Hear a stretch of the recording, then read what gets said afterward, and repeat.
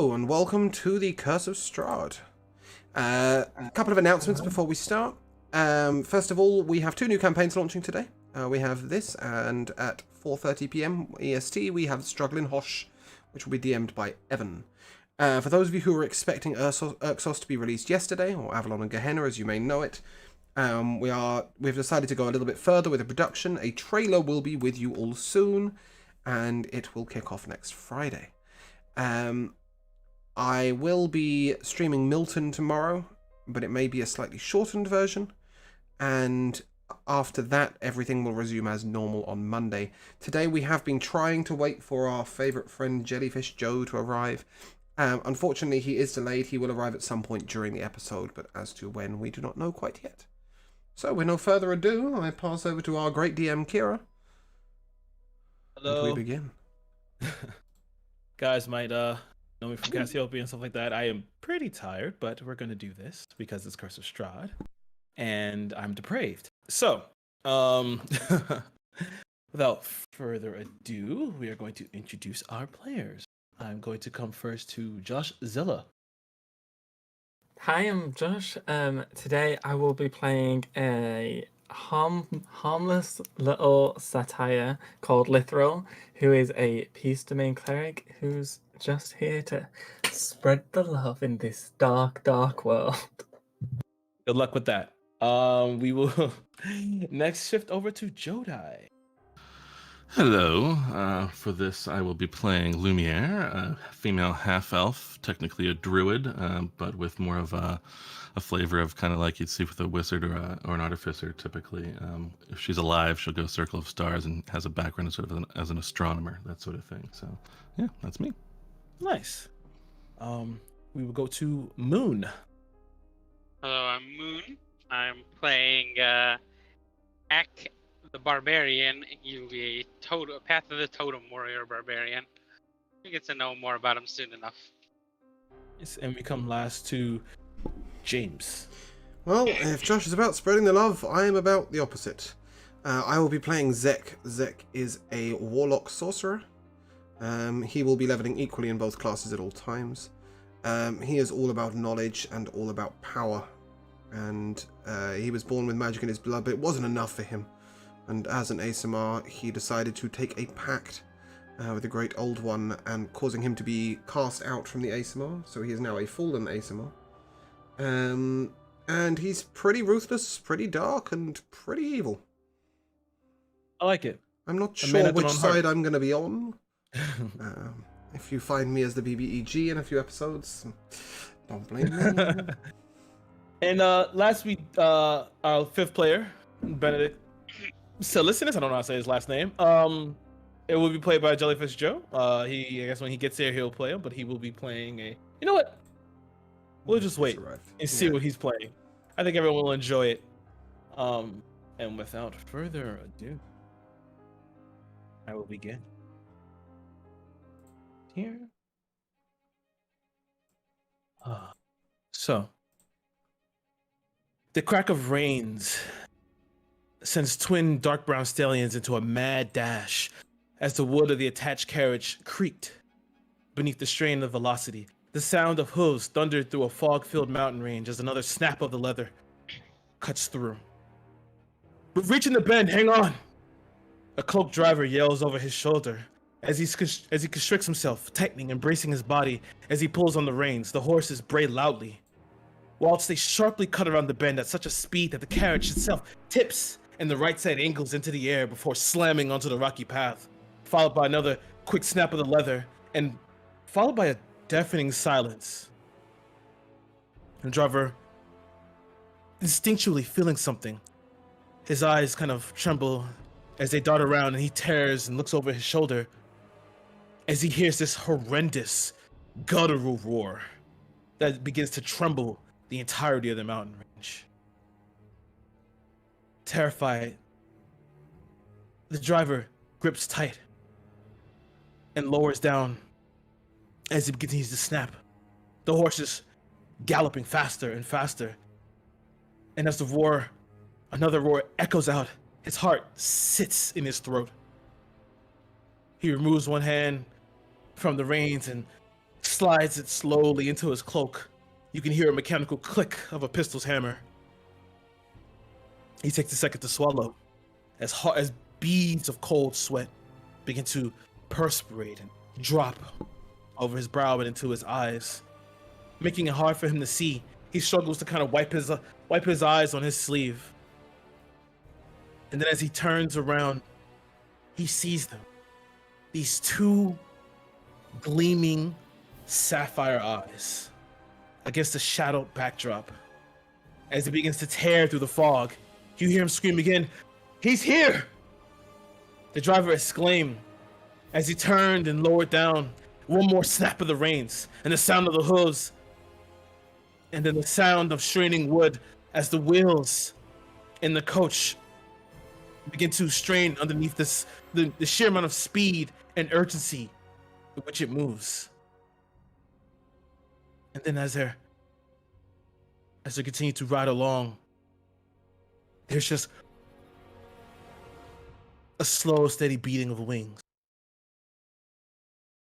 A second. And then a small beam of arcane light streaks across the fog. And then an eruption of arcane fire, sending ash and debris careening and splashing all over the path. The driver lowered himself, shifting his body to direct the horses around the debris that begins to fall and rain upon the path. You hear another snap as the painful neigh of stallions, as their speed suddenly drops. You can see the blood begin to streak around the horse's body as they've been pierced by shrapnel. You hear another voice calling from the back of the coach, "Keep it steady!" A gruff male voice calls from the back as the coach door swings open, followed by a click of a musket hammer. His long salt and pepper hair whips back and forth in front of his face. He lowers his loot and he stuffs the butt of the musket into the meat of his shoulder as he's beginning to look, stare. He can see the blue gleaming eyes kind of teetering back and forth before the fog begins to part. And they part as if a curtain on a show, as if commanded. That focus he had shattered as he begins to lower his gun and to stare at what was before him. Sapphire skin that glistens like stars in the moonlight. Wings that seemingly expanded the entirety of the skyline. And eyes that were the deepest of blue. The roar and the slow tremble of a growl begins to shake the entirety of the carriage. But that was not what truly frightened him. His eyes panned upwards as standing atop its back, arms crossed, adorned in crimson and gold accoutrement, skin pale, smooth like porcelain, eyes the deepest of black with a terrifying smirk, was the devil of this land. The man had grown pale. His weapon hung loosely at his side. The devil's smile extended even further, reveling in the ecstasy of a crushed spirit. The sapphire beast then reared back, inhaled deeply, and then released what it would consider a gout of azure flame. It splashed on the ground, next to the injured and exhausted horses who caught flame. The horses screamed as they fell over, sending the coach careening. It tipped and broke into tatters. The driver was thrown, as was the passenger, as he flew across the ground, scraping his face across it, blood left in a smear, as in another boom, loud thud. It shook the passenger from his haze as he was close to falling unconscious, and you could see a chest before him. It reminded him quickly why he was here and what he was set out to do. He took the second to try and find his musket, but no avail. He stood up, wiping his eye, wiping the dirt, feeling the pain radiating over his body, and he stumbled over to the chest. And then he looked over as he heard a straining of his comrade. And as he turned over to look, The passenger, yet again, was frozen in fear as he saw his comrade standing there, stock still, trembling. And he looked deeper past him, toward the shadow that stood behind him, staring into eyes of pure onyx. The driver began to open his mouth to say, "Hurt!" His words choked back by blood as it shot forward, spackling over his lips. And as you can see, a hand protruding through his body as a heart began to slowly before him. The passenger's skin began to grow pale as the blood began to spill over and coat his clothes. The driver, with the rest of his might and vigor, called out, "Run!" The body dropped. Just that word shook the passenger again. He turned, grabbed the chest, threw it over his body, began to run. But as he moved, a gust of wind, the smell of fresh blood, and the devil stood before him. He stopped in his tracks and sat, his eyes merely panning, as the devil began to step forward through the shadow, as if birthed from it. He could hear the dropping of his comrade's blood hitting the ground. And as he stepped forward through the shadow, you could see as he raised his hand and ran his tongue over the back of his hand across the palm, crimson of his comrade trickling.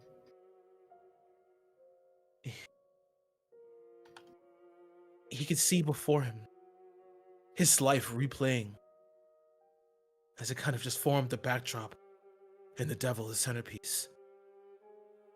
But the fact that he was going to die made him more resolute than ever.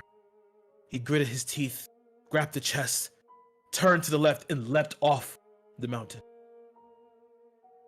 Thus left in the wake of the devil as he charged forward, just missing his body.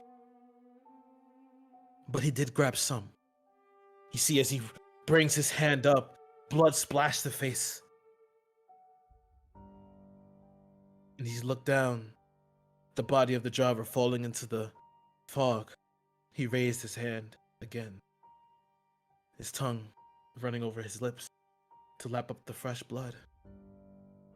And he simply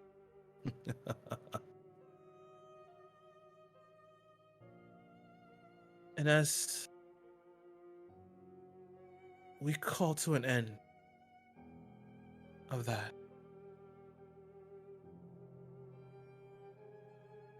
we now hear and pan over to a foresty area. Inside this foresty area, you see the sunlight piercing through the verdant foliage while two woodland creatures play on the boughs of trees, running around, their claws scratching and marking the wood as they ascended the mighty trunk. Dirt left in their wake whilst they scurry to and fro the forest floor, leaping and bounding over around each other in play, before they would break off into a sudden sprint across the forest floor, hearing an unfamiliar yet familiar sound at the same time. They sprint and lodge themselves into shrubs, and their heads slipping beneath some of the larger leaves to instinctively camouflage themselves as they stare toward a beaten path.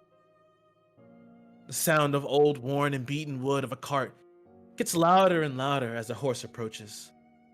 The driver in front, wearing a stained brown riding cloak and clothes, his beard gray and bushy, his eyes red and tired. However, it wasn't exhaustion on his face. It was boredom. However, this man has traversed the road to Garen's Wall many a time. Seen it all it has to offer in every season. Things that were once sights were now landmarks, and constant reminders that this was probably it for him. He wouldn't advance any further in life, and he'd probably die in this cart. His head hung low at the thought, yet he had an idea. His right ear perked in amazement that he never thought this before. Cautiously, he looked over his shoulder. At the four behind him. He thought to himself, I wonder what their purpose is and where they're going. After Garen's wall, maybe I can join them. Get myself out of this shithole.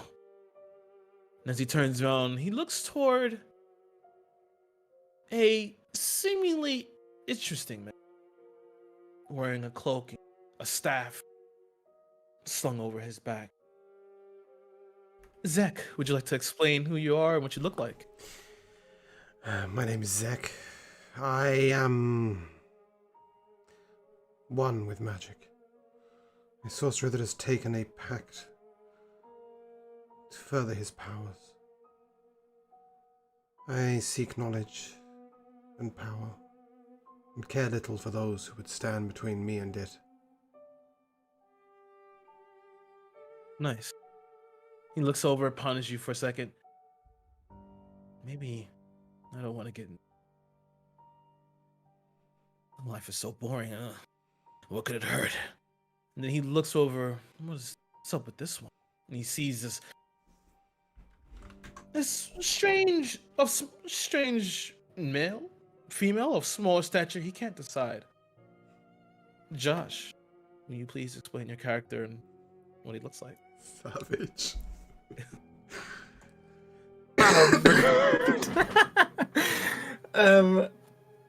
So Lithril is a male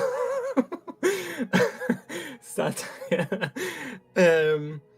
who has brightly colored clothes and scarves on, multiple necklaces, multiple earrings, short little horns, and is currently drinking herbal tea out of a cup and saucer. Nice.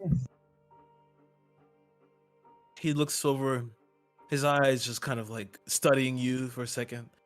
You're too absorbed in your tea, but he looks at you over. Maybe not so bad. I could use a drink, maybe a little tea or something.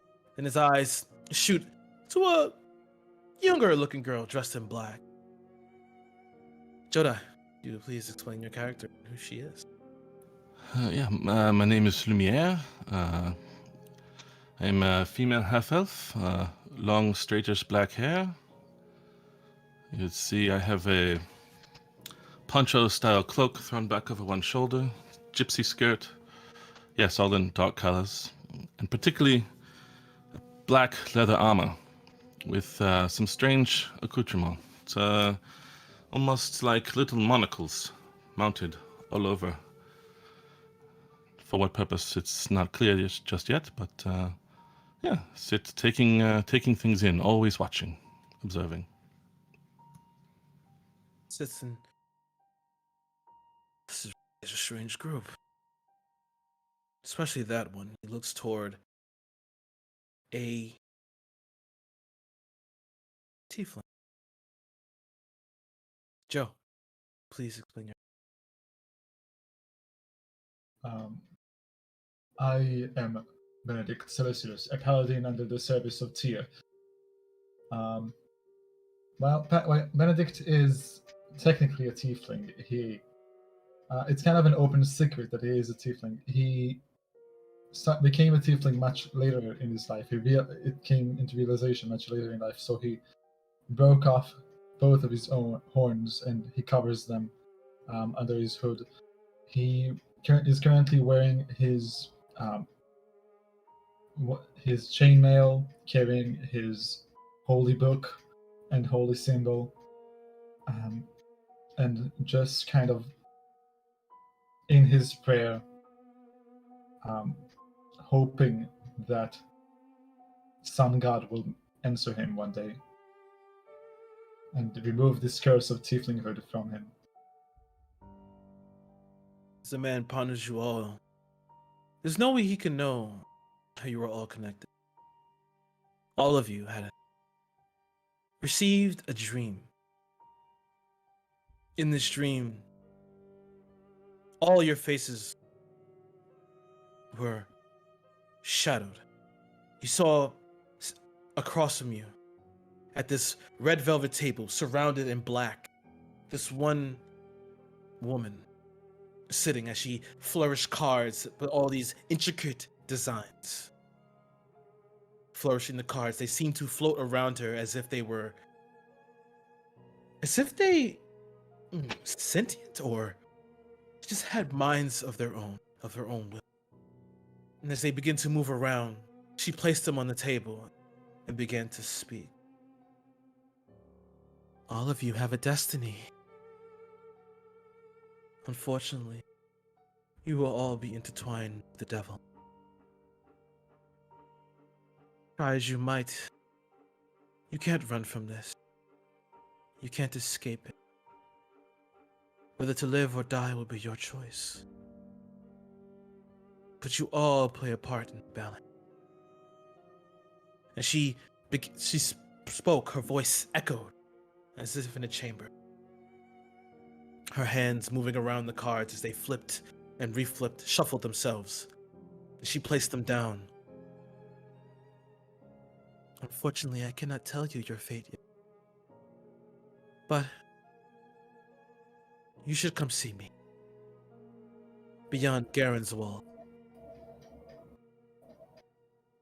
And as she said that, you watched the room had gone wavy and became like this tunnel. Before you all woke up, and as you all sat in your beds, you felt this draw, this pull from deep within you to travel. For Zek, knowledge. For Benedict, revival. Change. For Lithro, new friends. Lumiere, the one you love the most.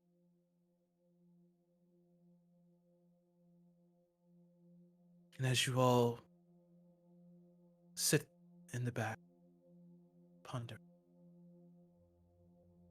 the horse-drawn cart continues as the path opens up, and your nostrils are filled with the aroma of cooking meats and the sounds of children playing, festive music, and happy people. You all pull into a quaint, rustic yet busy town. As you look around, you can see streamers and tapestries with a large motif of a rising sun hung across the building, with paper lanterns and carts and stalls erected with men, women, and children enjoying games of all sorts. The music continues as you all take a mini tour through the town of Garen's Wall. The people smiling and laughing. As you pass them by, they wave. You find yourself slightly lost in the festivities, just watching and just looking as everyone walks by, enjoying the fanfare. You suddenly hear, as the driver pipes up, "We're here," as he pulls into a stable and sets the horses, hops down. Well, welcome to Garen's Wall. Listen, this general store over here, there's not much here. You know, we do a little business, but we try our best. Yeah, general store here. There's the blacksmith over there if you need to keep this, you need to get any weapons or anything done for you. And also there's a festival. Fucking enjoy it, I'm not sure. But I'm gonna go get a drink. And he starts heading toward a little you pass the tavern on the way, and he starts heading that way. You guys had already paid him in Evening Shire. You guys left. Like over a few days ago. So, my adventure. I leave it to you.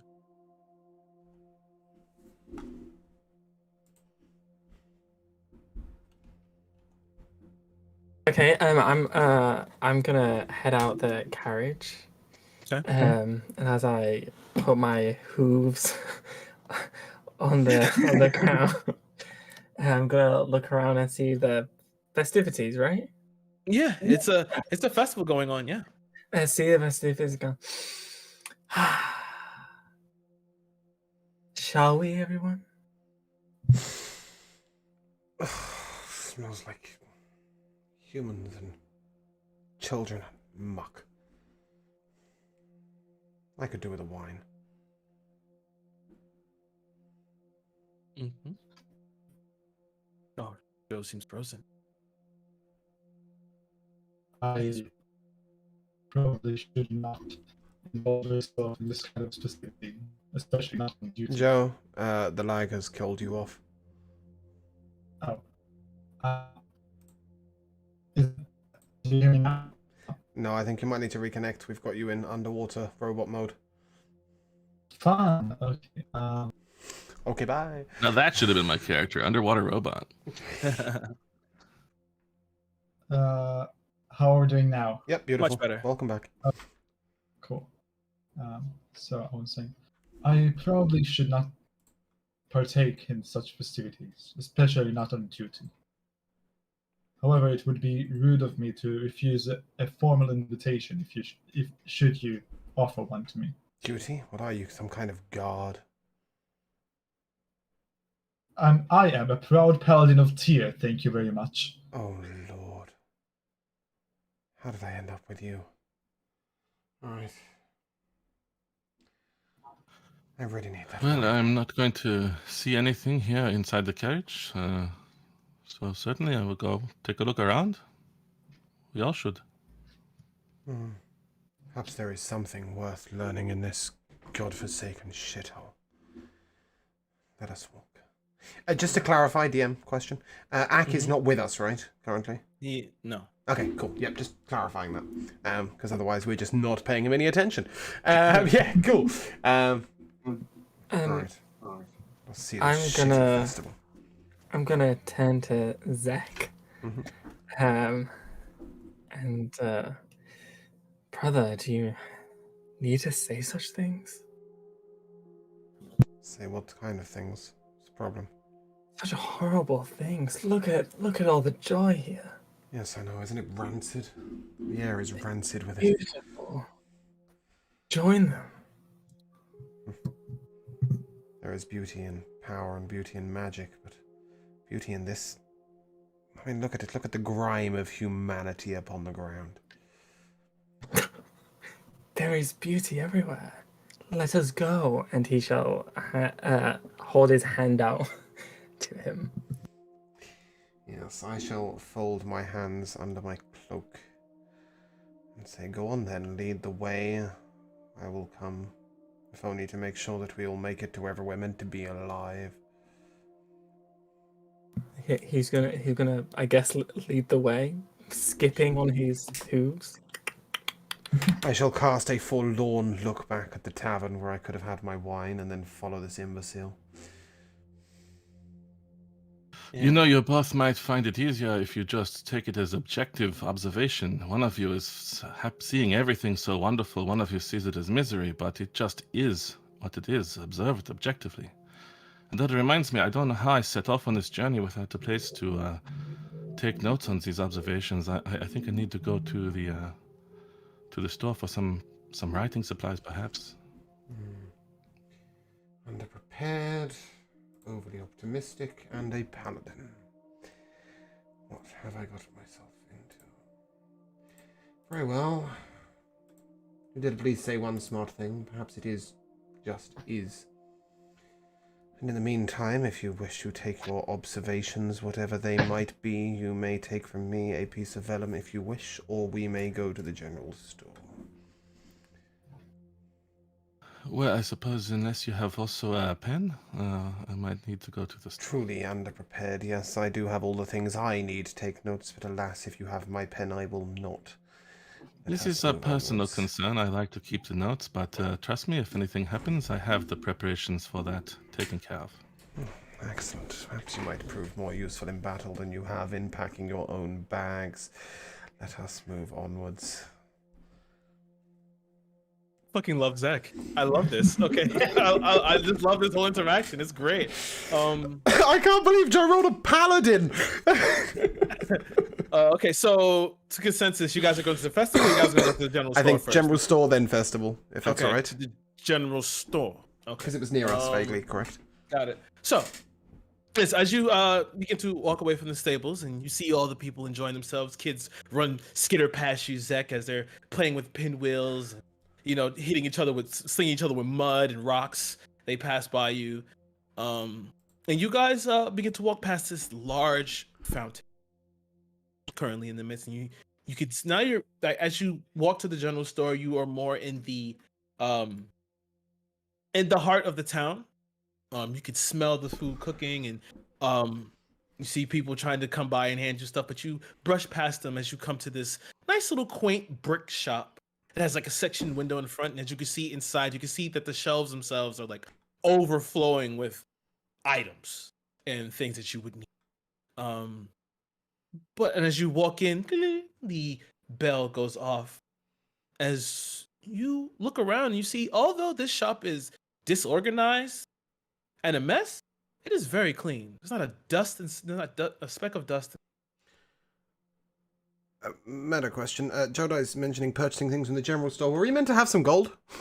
yeah, you should have gold. I have no gold. How much gold am I meant to have? Just take 10. Perfect. Thank you. Done.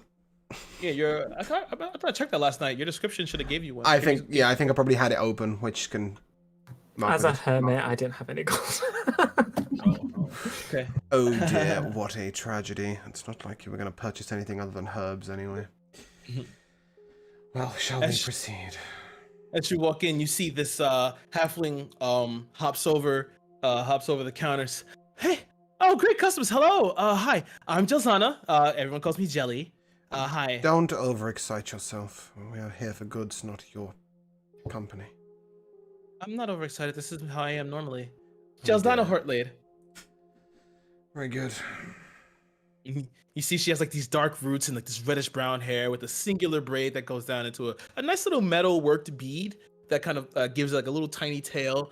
She's wearing like a floral pattern airy dress and like these like she's like these strap sandals that tie up to the calves and like to her knees, and she has like a golden band on her right hand, on her right wrist.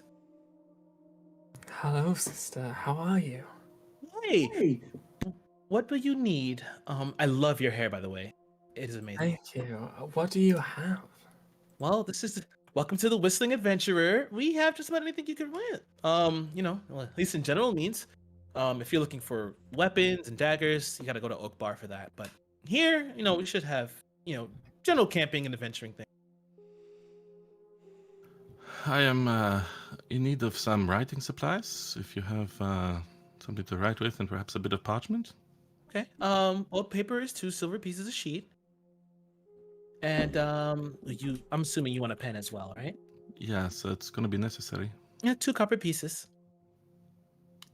Fabulous. I'll have 10 sheets of the parchment and the pen, please. Okay. And she hands you that. That'll be you said you got 1 pen, right? Okay. I mean, depends how you're running it. If you mean to buy a thing of ink for $1,000 or some crap, but yeah, no, just give me just a gold. A gold is enough for that. Fabulous. Thank you. Thanks. Will you be requiring anything, sir, in Darkhood, or I don't you, sir? suppose you have a case for scrolls, magical, well protected, preferably waterproof.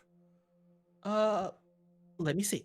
And she gets down off the counter, and you see you hear her rustling around, throwing stuff to the right and left. Before she finally digs in and there we go. And she pulls up a little chest with like some cases in there. So how many would you be wanting? They're gold each. Just the one will do. Oh, okay. Here you go. Thank you. All right. Does he always talk like that? Oh, I'm sorry. That's very rude. I'm so sorry. He only talks like that when faced with people who are disorganized and underprepared. But never mind. So yes, he always speaks like that. Good. You just have to get used to it. We all have our own eccentricities. His manner is one of my first notes to put on the paper, let me tell you. It's a good note. Oh, will you have anything, sir? And she looks toward. I truly appreciate the offer, but I have everything I need for now. Thank you. Well, at least one of us turned up prepared. Well, enjoy your stay. Enjoy the festival. It's really fun. I'm sure it is. Is there any suggestions as to where we should go during the festival? I mean, well, currently they have a lot of games out there. I'm not sure if you're dexterous or maybe you're strong or maybe you're perceptive. They have some games and some nice prizes. Prizes. Thank you so much. We will definitely look forward to playing them. Yes, prizes. I think if you do something well, you should be rewarded. You think so? Perhaps this festival might be more interesting than I originally suggested. Prizes, as long as they are of worth, may be interesting. I hope Let so. us see what they have to offer. Okay. Great. Will that be all? Or Zach leaves. oh, okay. There we Yes, go. thank you. That is everything for me. Thank you so much. Okay. And I'm gonna take her hand like in mine and then put my hand on top of it. Have a wonderful day. You too. You're so nice. Thank you. Thank you. So are you. And then he's gonna whip his scarf around his neck and walk. Okay. And she's just like, wow. It's always nice to meet new travelers, meet new people. Zach, as you're leaving, give me a perception check.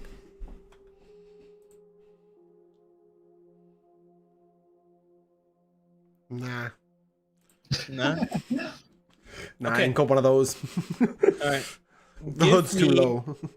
Give me a dexterity saving throw. Not renowned for that either. What was your number? 8. 8.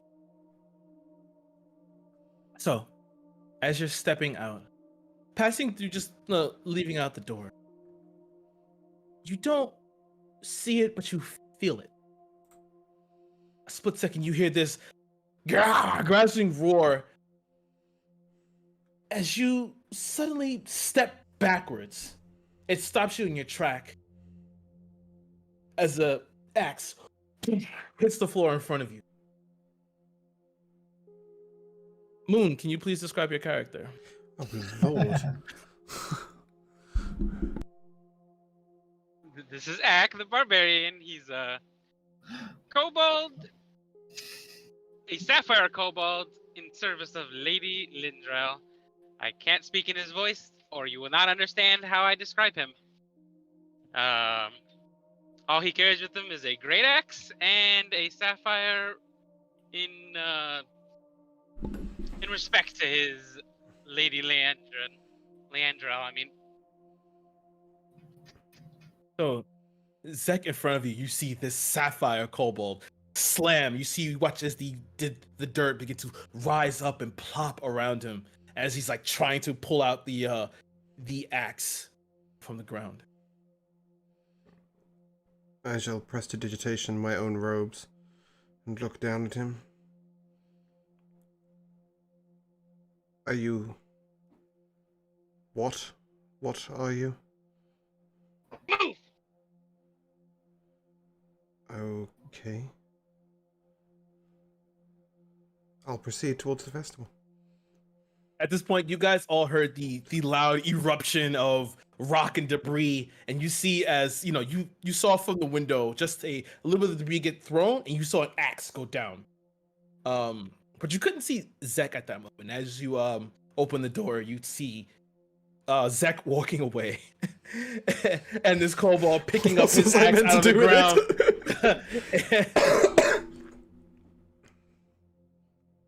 Would I have then bumped into him on my way out of the store? Well, I figured you were the last one coming out, so the first one who sees him is like you're kind of looking over the shoulder of Benedict and Lumiere. I mean, probably immediately as I hear the axe like going down, my gun is already drawn, ready to deal with whatever is going on here. Yeah, Ack, as you're sitting there pulling the axe out, there's now a gun pointed at your face. I'm paying no attention to the gun, and I'm still trying to pull my axe out. Give me a strength check.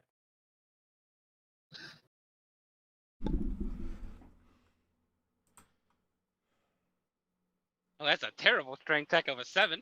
Oh no. Zek will Oh my turn. God! I will turn around and gesture with one hand. My mage hand will lift his axe from the ground and lay it upon the floor. There. Then I'll walk off. How do? How do? How do? Well, I don't think any explanation will be enough for your tiny little brain, so Probably not. be happy with the fact that you have your axe and try and create some chaos further away from me if you would, thank you. We're not stopping for this thing, are we?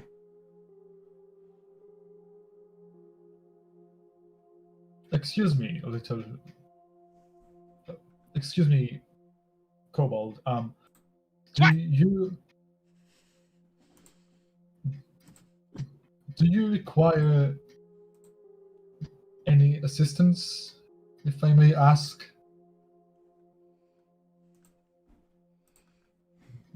You seem. Are you Yes. lost? Yes. Do you know where you need to go? No. Well then, as a paladin of Tyr, I offer you my accompaniment until you find your way where you need to go. Should you accept it? Lumiere, where are you? Are you next to her? Are you with them?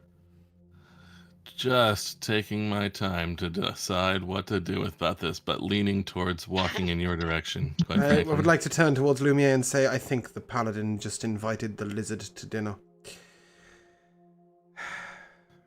Yes, well, I mean, seeing as we have something to do, and I am looking for something he seems to have lost himself. I'm not too hopeful, but...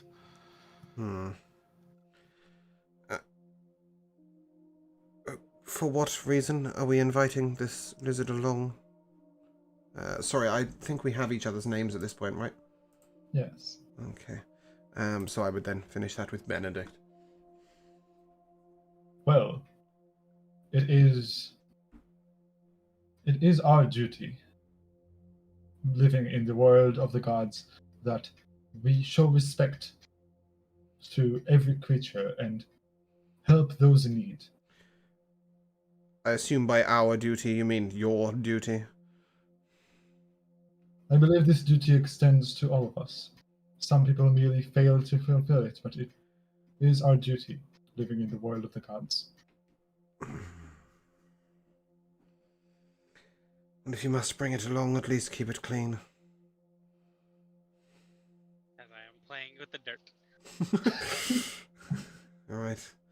Shall we go and see what these prizes are? Tell me, do you have a name? Me? Yes, you. Me Ack. Ack name Ack is noise make when hit with axe.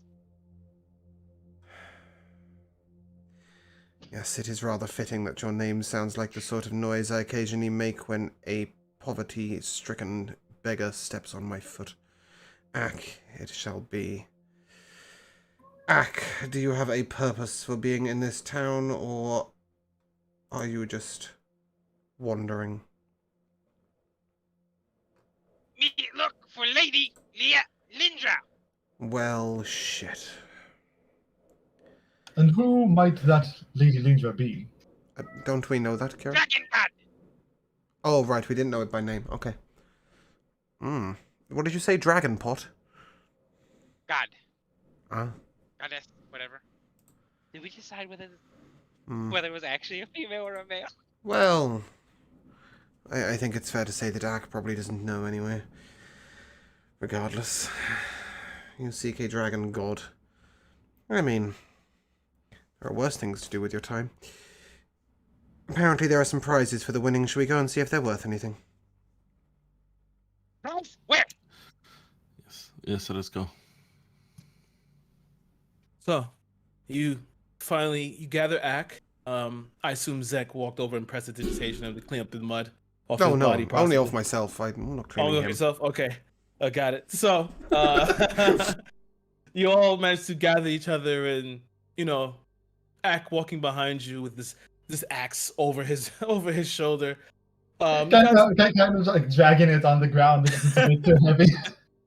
You guys walk into the festival proper. You can walk into the crowds and hearing people talk amongst themselves. You hear children begging their parents to try other games, even though they're not rigged, but they're just above their current level. And as you walk through, you see a few games here. You watch as a man steps at this line and begins throwing daggers at a target. You walk around, you see this strong Goliath playing tug of war with like 5 people. And then you see another where this woman gets blindfolded and she's laughing as she dips her head into a vat of water. And trying to bob for apples, coming back up as she pulls the apples back up and bites into them. As you look behind the stalls, you get to see a few things here.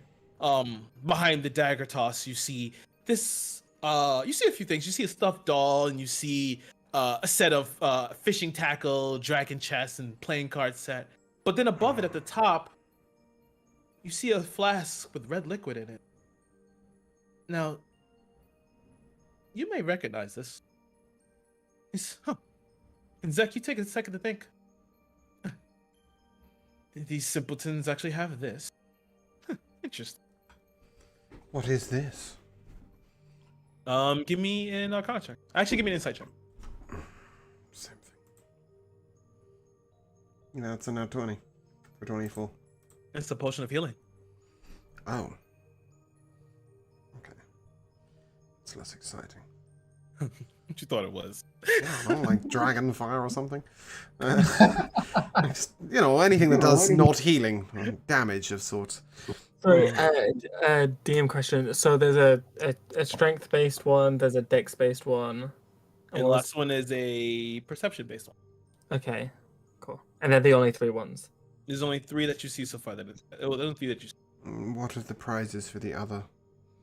As you look around, you see the tug of war, the Goliath. He kind of walks back. He drops the rope over this pit of mud. Kind of walks over and it's just like, really? Can none of you stand up to me?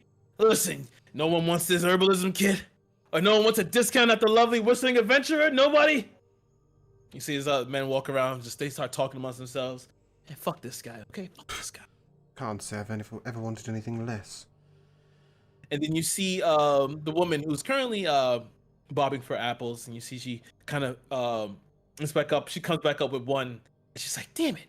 And you look behind the counter, you can see that they got like different swordsman clothes and leather armor and a collection of gold in the back for the one who can get the most apples. I like money, but I'm not putting my head in a bucket. Well, I think I could do quite well on that one, but only by what they would probably consider cheating. I'm gonna walk over to the apple bobbing game. Yes, let the goat eat the apples. And I'm gonna walk up to the attendant, I guess, and say, may I try? Oh, sure. Yeah, you can try. Let's just get you set up. It is 1 copy to try.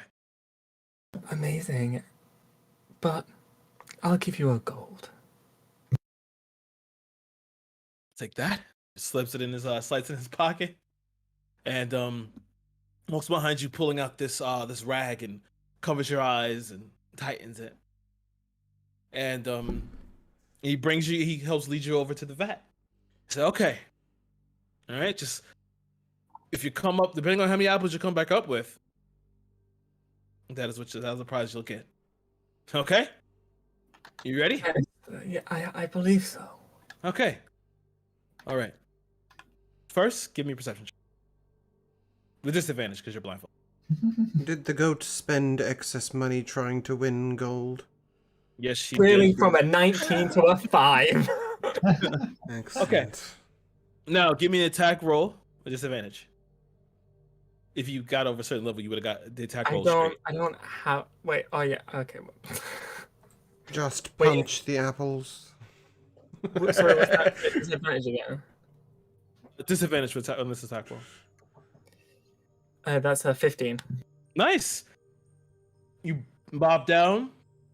You kind of played in your mind where they were. You kind of like began to estimate the trajectory that they would move. You know, as they, their rate of drift. And you cut up, and you eat the apple or no?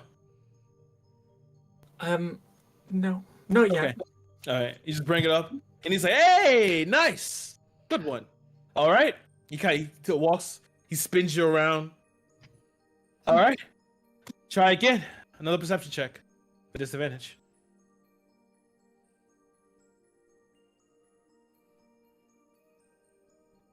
It's a 7. Okay. Attack roll disadvantage.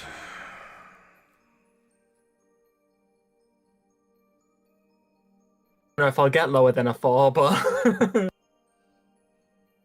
Oh yeah. So you go down again. You think you're pretty confident, but now that he's spun you around, you're a little wonky. But you go down and you just face into the water. You bite, catch nothing, bring it back up. And he said, well, okay. One more try. You get 2 tries. You get 2 tries for these, for the attempts. As he tries again, I would like to try to use my 19. shape water Ooh, I like to that. flush the apples towards him and firm up the water beneath them a bit so it's easy enough to bite them. Oh, Okay. how helpful of you. The thing I wanted to do was incredibly derailing, so I think I'm just going to stick without it. Let's see. I think it's fine. I want to roll to see for his insight check that maybe he's like, oh, maybe the wind kicks Sure, up yeah. for it, you know? Actually, I'll roll right.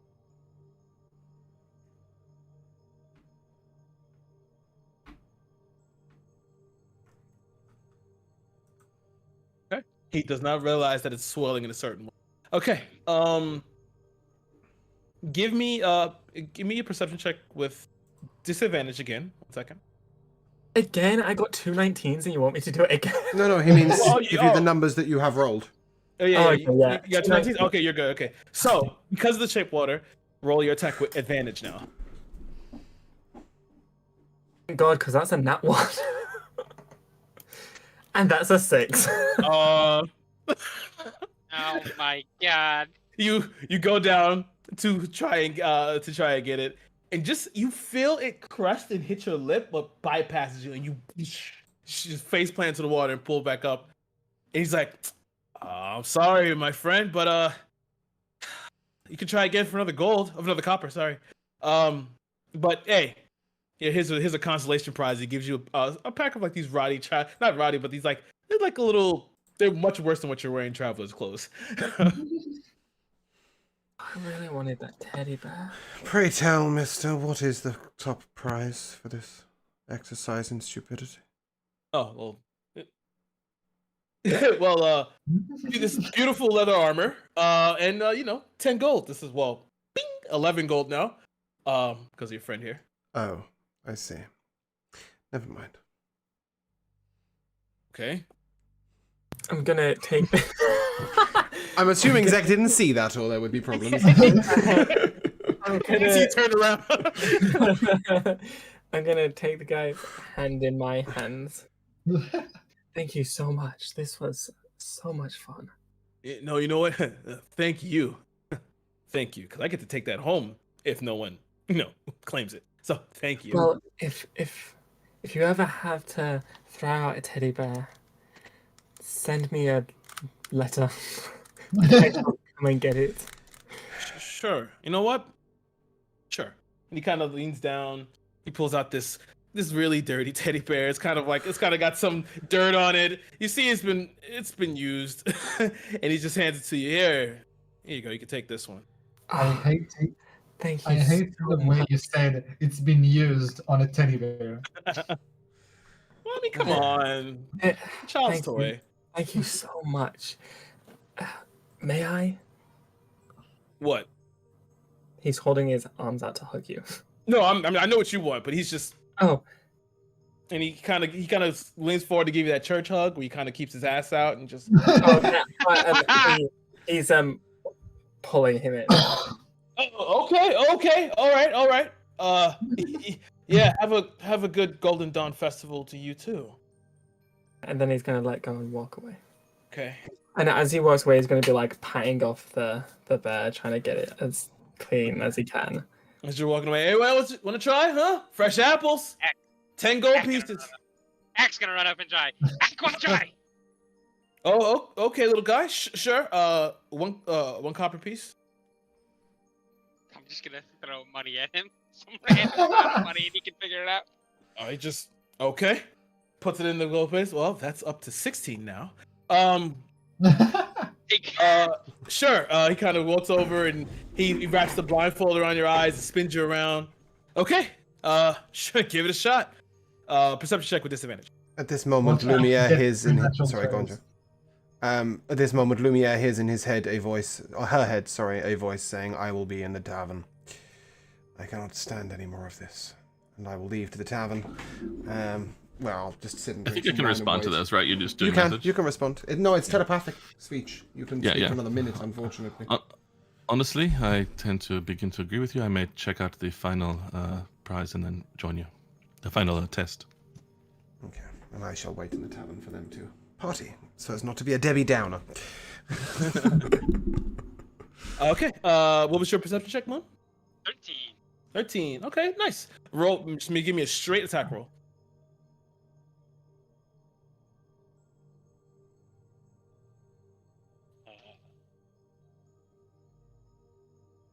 A 17. Do Nice. I add anything to that? No. Since you're not attacking with your weapon or anything like that, I'm pretty much just counted as an unarmed strike. Oh, So, that's fine. That's 22. Nice. So, your keen nose tells you you just like dive into it. You pretty much form a geyser that comes out of the vat. And he's like, "What the hell, shit!" And you go down, you grab it, and just eating it. Okay, that's one. Let's try again. And he spins you around. Give me another perception roll with disadvantage. That's a fucking 4. Okay. Give me an attack roll with disadvantage.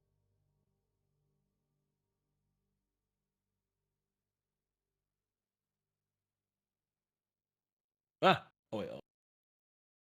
16. Oh, nice. Yeah, you yet again. He can spin you all he wants. Your nose is too keen. You just go down, grab it. He said, "Hey, if you keep knocking the water out, you're gonna put it back in. Stop." You come back up, and he's like, "You're eating it again." So okay, that's 2. All right, last one. He grabs you and he really spins you around. All right. He like forces you toward the vat. All right, again, and another perception 3. check. You said 3? Yeah. Okay, attack roll disadvantage.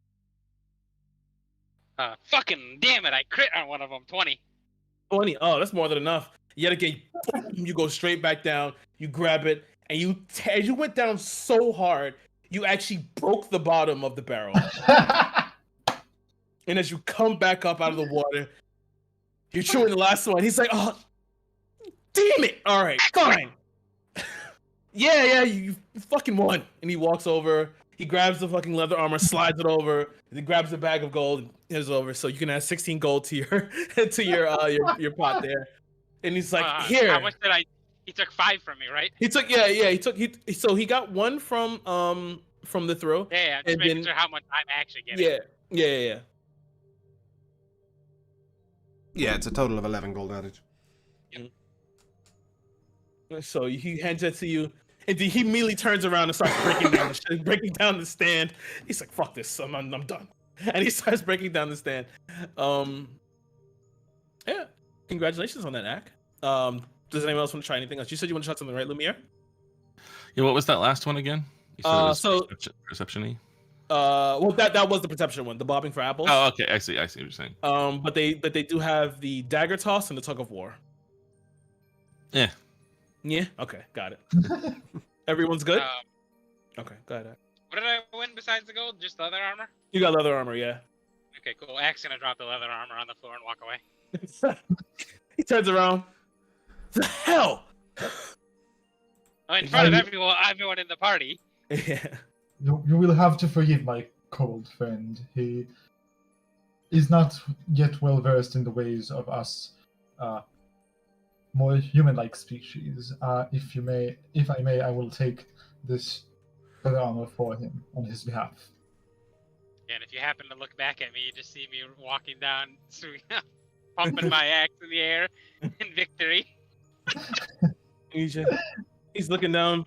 The guy just grabs the leather armor. And he breaks down the shop. Oh, let's just slip through. Assuming someone else is picking up the leather armor. Yeah, Yeah, I was Benedict about to got pick it. up and then You want to do anything, Lithro? Yeah. I'm gonna turn to everyone and say, "Oh, my lovelies, I forgot I needed to buy something at the general goods store. Would you all forgive me as I quickly go back?" why, of course. No forgiveness is needed, as I will not be going with you, and I will head to the tavern. Wait, did you by this mean that you would like our accompaniment? Because, of course, I would come with you. Only if you'd like to. I don't want to be an inconvenience. Nonsense, really. I would love to come with you. Ak, would you like to join us? Ak? Before we continue, do we see what the prizes are for the strength one? Yeah, you saw. It's a herbalism kit and a discount at the general store. I don't. Act don't give a fuck. Yes, Ackham. Okay, so you're going to. So Ak is going to the general store with the with Lithril and Benedict. Yes. Okay, great. So Lumiere, you split off from the group. As you guys go to the general store, I get to you guys in a second. You split off from the group. You come to this is this a nice large like brick and wooden tavern. It has like this red shingled roof, and it has a sign of a tipped chalice with like the alcohol with the wine spilling over a table. And as you walk in, you come in and you immediately see Zek sitting at the table, sitting at the bar. Or are you sitting at the bar? Or are you at the table? Let me not. I'm at the table that is furthest away from every other person in the bar. Got it. So if that's the case, Lumiere, please give me a perception check. My glass of wine.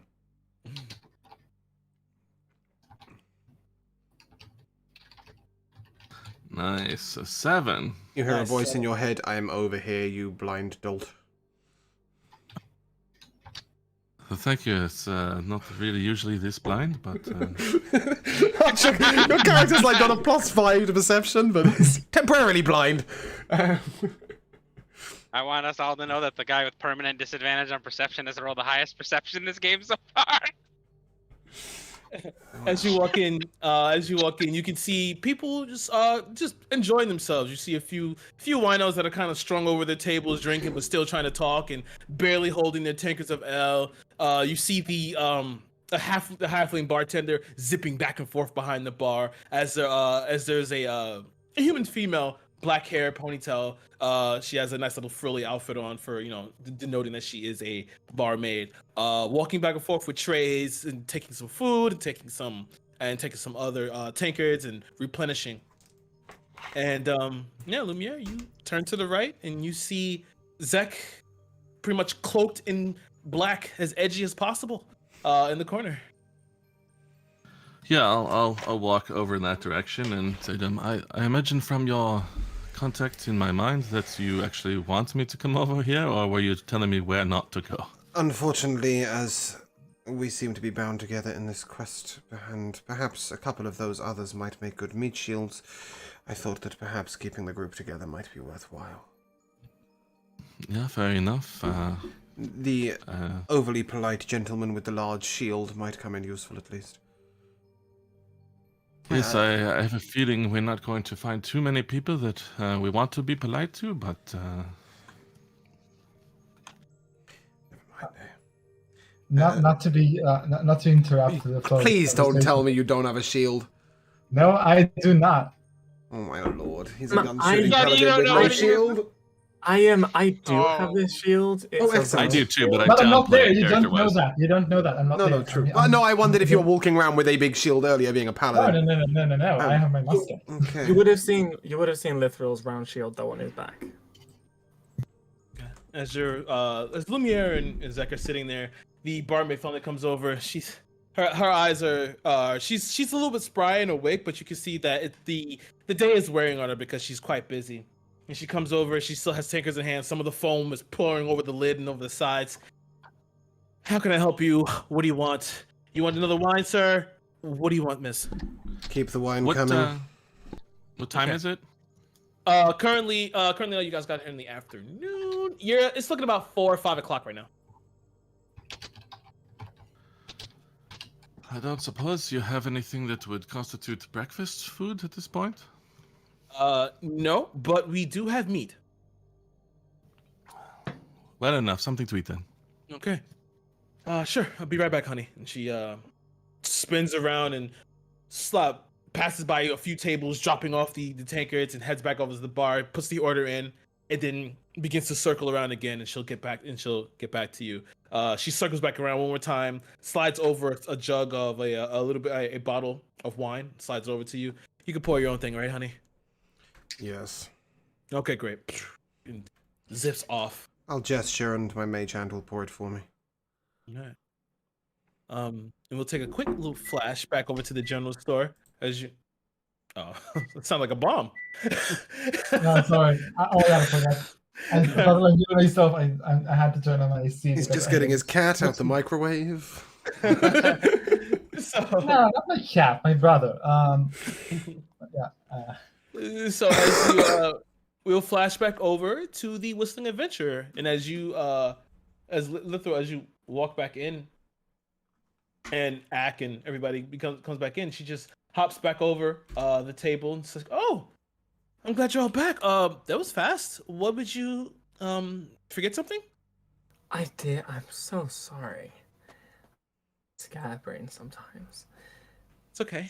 Do you have a mirror? Sure, we have a mirror. Oh goodness, gracious! I have to spell. Wait. Yeah, that is, if I can find it, 5 gold pieces. Wonderful. Thank you so much. Great. She kind of leans down and she pulls from underneath. She pulls out this nice little wooden oak box, and she flips it up, and you see this nice little roundish mirror with these it's not filigree, but it is stylized around the nice grip for hand holding. Thank you so much. You're welcome. I promise we won't bother you anymore today. It's never a bother. Ack drops a mug. That's okay. I have more than that back. Oh, I apologize. And I'm gonna go over to the mug that I'm assuming is broken on the floor. Yeah. And kneel down and put my hands over it and cast bending. Oh, wow. Thank you. No, thank you. And he's gonna pick up the mug and hand it to her.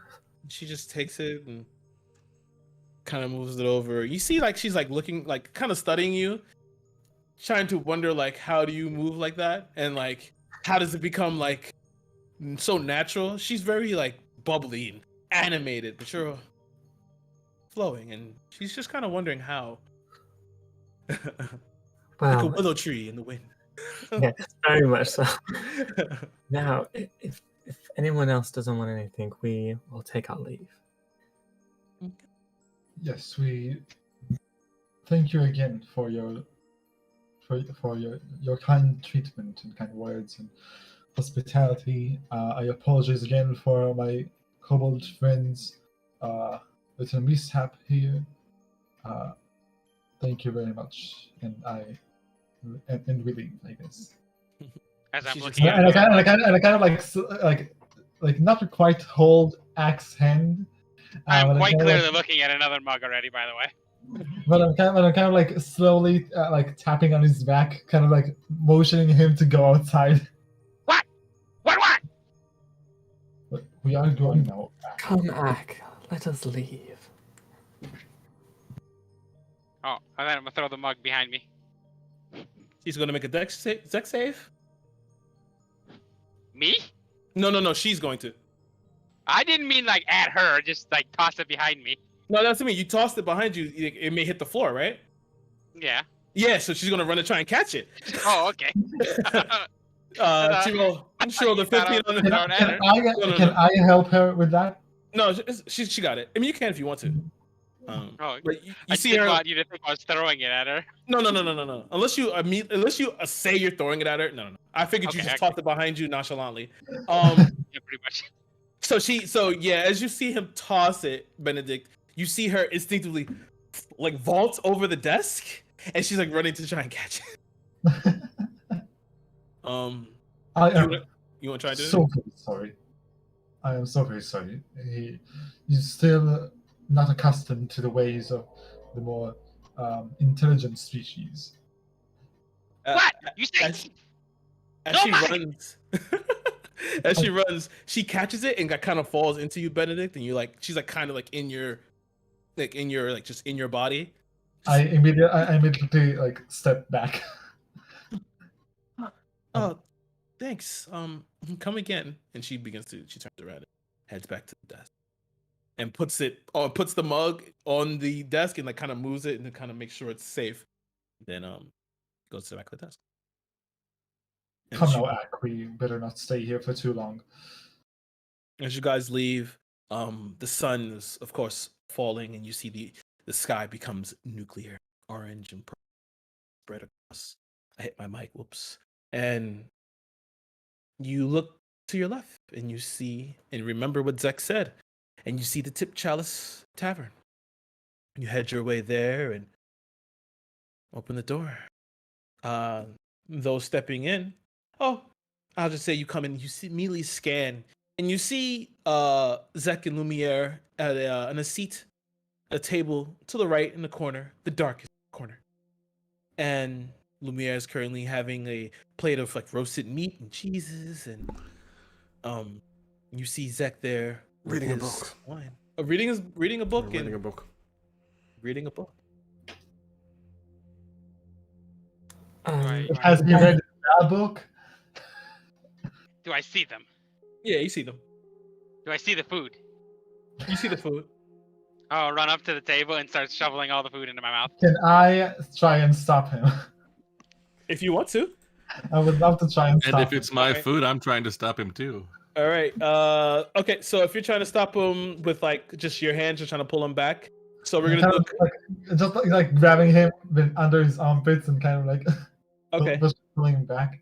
Okay. Give me a dex check and give me a dexterity saving throw so you can dodge his hands. That's Lumiere, a natural one. okay. Oh my god, it's a 3 for a 5. Well, you still beat him out. As he goes to sleep past you, he kind of gets your arms, but you wriggle out of it and you begin to dash toward Lumiere. You look up and you see, you didn't even get a chance to clean your mouth. You still have some juice right here on the right. It's kind of unbecoming of a lady, but you look toward him and he's running towards you. What do you do? Yeah, I think I guess just try to sort of pick the plate up and stand up and keep it out of his reach. Okay. Yeah, you swiftly pick up the plate. You hold it up and get on the seat and begin to try and keep it out of his range. What is the meaning of this I pay no kerfuffle? mind to the food that he has in his hands. I'm just worried about the food on the table. No, there's no food left on the table. He has the plate in his hand, right? Yeah, his plate in his hands. Oh. Yeah. Yes. So yeah, he's like pretty much I playing thought keep there was away more with than you. one plate. No, it's just one plate. Only Zach is drinking wine and reading a book. Just kidding. That changes what I am doing. Okay. Why take?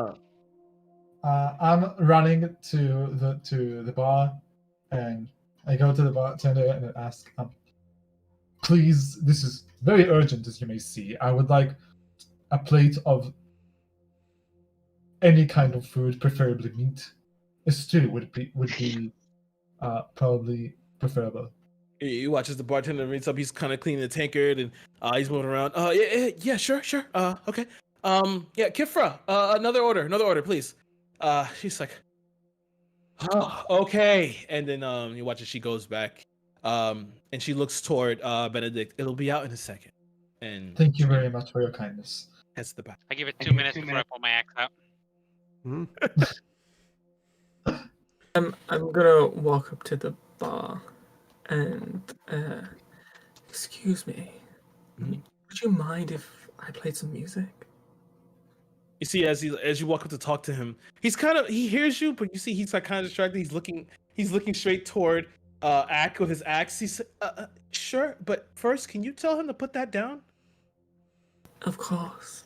Thank you. Wait, did you say he's got his axe out? Yeah, I said I waited 2 minutes. I'm gonna pull my axe Oh, out. sorry, I didn't realize the 2 minutes had passed. I would like to turn to our kobold I guess friend. they have. Why are you wielding that thing around? Want food? He Food? have. Or is Yes, his Are you food. she or he? She. She. Her food is She have, hers. Your right. food is coming. Why don't you sit down like a normal animal? No animal, kobold. Yes, well, prove it and sit down like a civilized kobold and wait for your food. It won't be a minute. I'll sit on the floor. Good. Okay, I'm gonna get out my flute. And we're gonna start playing a really calming, almost like hypnotic melody. And as I do, I'm gonna be like spinning and dancing around the tables and stuff like that. Give me a performance check. So 16. Nice. Yeah. Your your performance. You've done this many times, and as you play the flute, the constant chatter kind of quiets down. It's low as you see even the ones that were kind of passed out suddenly wake up and they begin to look at you. Just this twirling amalgamation of pink and green and all assortment of colors as you play the flute, and beautifully. And as you're playing the flute, you see as the waitress kind of slips past you with the plate and puts it down in front of Ack. Here, I'm assuming this is for you, right? Ooh, food. And I'm gonna shove the whole fucking. Yes, plate in it's my for mouth. him. I grab the plate and then I bring it to him. I sit him down. I kind of hold him back while I quickly say a prayer for the food, and then I release him to go at it. Must you do that out loud? Can't you pray in your head or something? Honestly, it makes me nauseous. In the Anyway, same way that often wizards need to vocalize their magic, players often need to be vocalized to be effective. well, isn't that disastrous for the lot of us? Are we staying here for the night? Did you say you were trying to hold the plate away from me? No, he passed it to Just you. for like 1 second, as I quickly mutter the food prayer, and then I release you to go at it. Are we staying here for the night? I'm not entirely sure. We said we would meet this. We were told to meet this woman in Garen's Wool, no, and that is where we are. I guess we have nothing Beyond. better to do than Beyond, wait. yes. Oh, beyond. I'm not even there. What am I talking about? I personally I would- don't have any reason to wait around, but if you wish to No, stay I the would night. just as soon keep moving. It's just coming awake for me at this time of day usually. So I've begun eating the plate at this point. Brilliant. As I hope you you all choke. roll Constitution. No, okay. As you're all sitting there, Do it. as you all sit there, just pondering and thinking exactly, where to go from.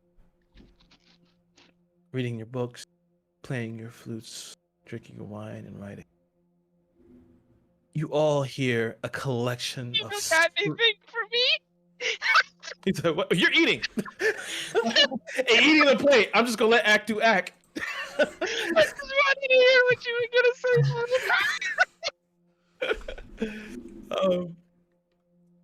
What do we hear, sir?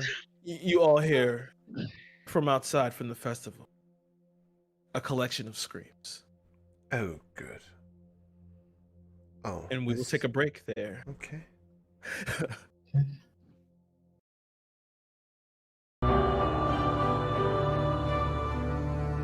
Strahd.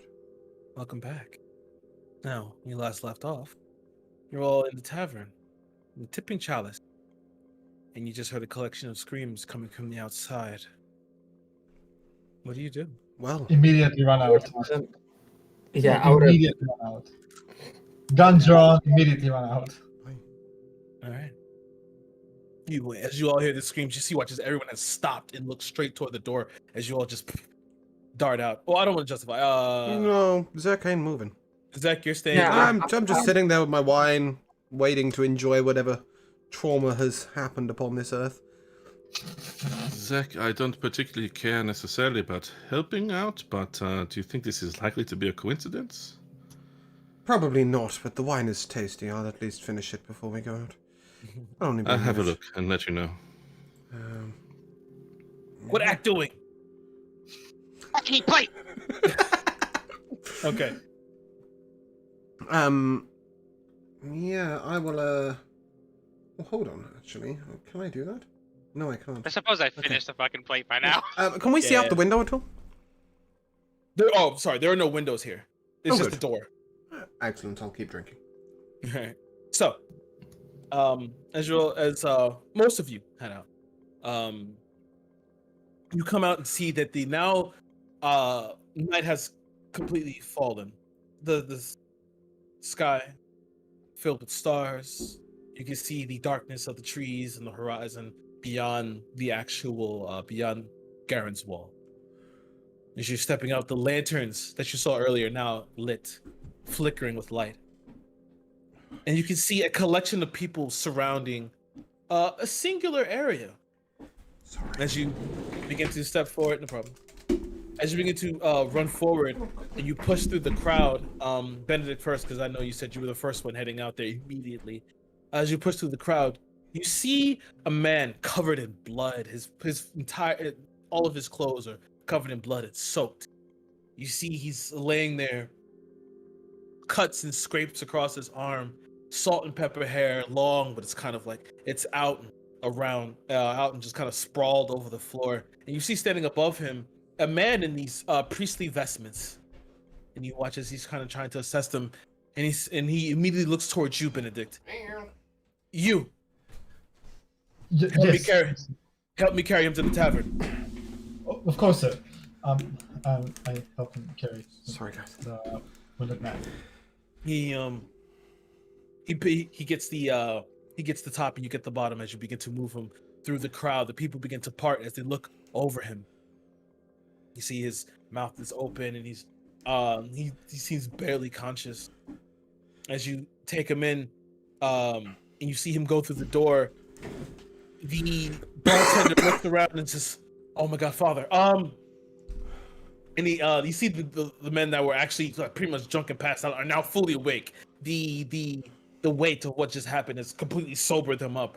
And he's like, "You three, move the tables!" And they begin to push them in. And Zek, you see as people begin to rush around, and the father and Benedict drop the body on the table. Benedict, is that more baggage? Zach, this is no time for this kind of humor. Sure. Father, What are we doing with it? can I help in any way? Is the man alive? Give me a medicine check. That's a nat 20 for a 24. That's fine. That's 24. As you begin to lean over and look toward him and try to assess him, he stands up and grabs you by your collar and begins to pulls you in toward him. He's like, the chest. We need the chest. And as he says that, the word chest acts as if it's like a cue. You all simultaneously begin to see visions of this terrible blue beast. You see the chest. You hear screams. Mm. And then you feel that familiar feeling. What drew you here before. You see these visions of mist and a castle in the distance. And then you all flash back. There's that power we were looking for. I would like to head over to the man. Yeah, as I suspected, not a coincidence, yeah? No? Question. As he's grabbing onto me, I'm gonna take both hands and like try and gently pry him off. Okay. And then I'm gonna put my hands like I'm gonna motion them like over his body, like back and forth, Mhm. and I'm gonna cure. I'm gonna use cure wounds. Okay. You take the time to run cure wounds over him Goodness. and begin to heal him.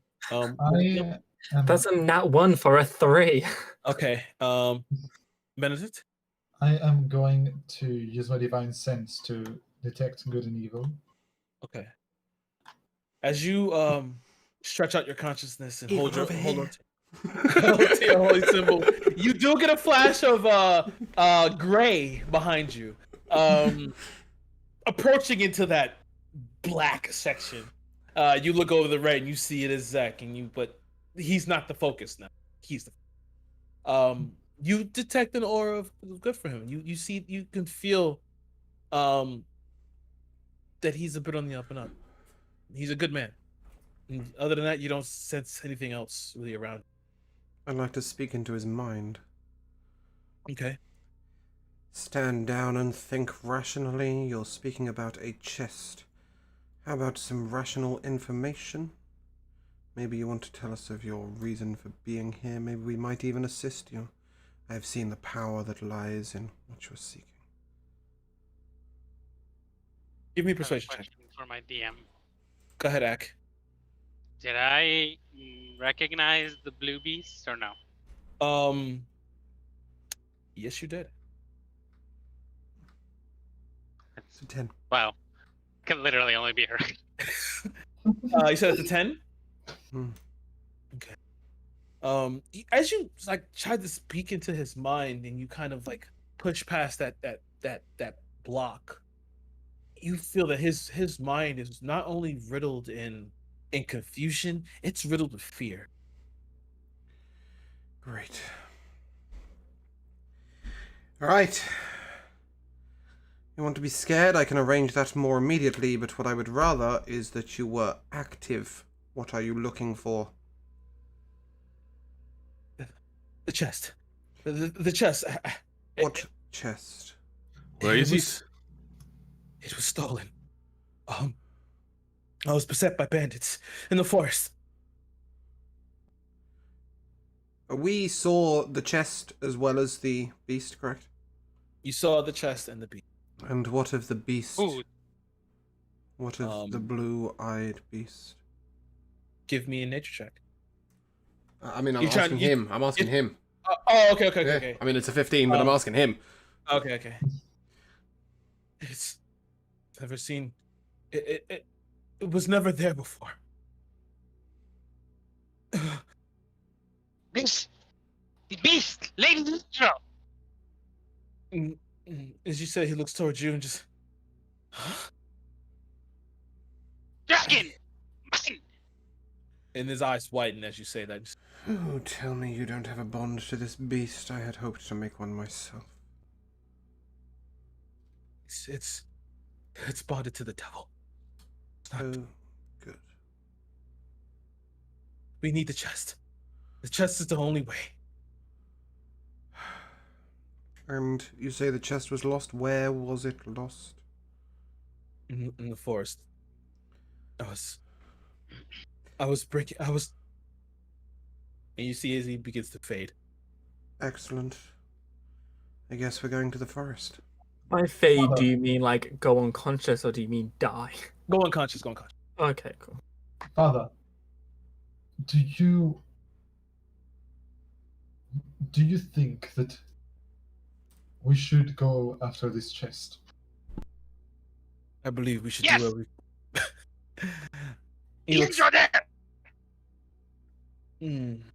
I don't know what this is, but I believe we should do everything we can to help this man, and if getting his chest will set his soul at ease, then we should. Right. Does Right. that need Thank to you, be Father. done today? It is dark. He needs rest. If we wait until the morning, he will be well enough to help We us. don't need the If man, we we need the wait until the chest. Jack morning, has already the left bandits may and be started going to the quite away, forest. far away. One at a time. Joe, you said? If you wait until the morning, the bandits may be quite far away, and we would not be able to catch up to them. We must act now. I think Zek and Ak have already left. For sure. Lumiere? Are we in regular like world right now, or have we already gone like through? Regular world. Okay, that's what I thought. I just wanted to make sure. Mm-hmm. Yeah, I'm following Zach and heading off. Anything Okay. that seems like it's going to connect us to what we're doing. Lithra? I guess I'm following them. Reluctantly. Alright. Like calming myself, saying, it's alright. Everyone's different. Everyone's point of view is correct.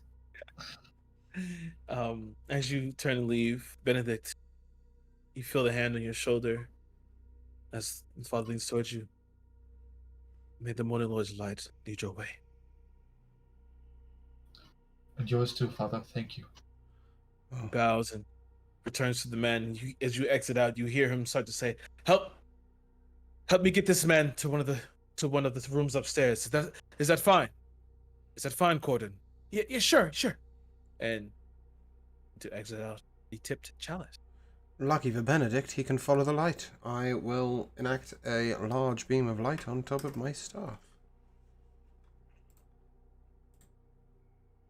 As you begin to, as you walk out, you guys see the trail of blood in which he came.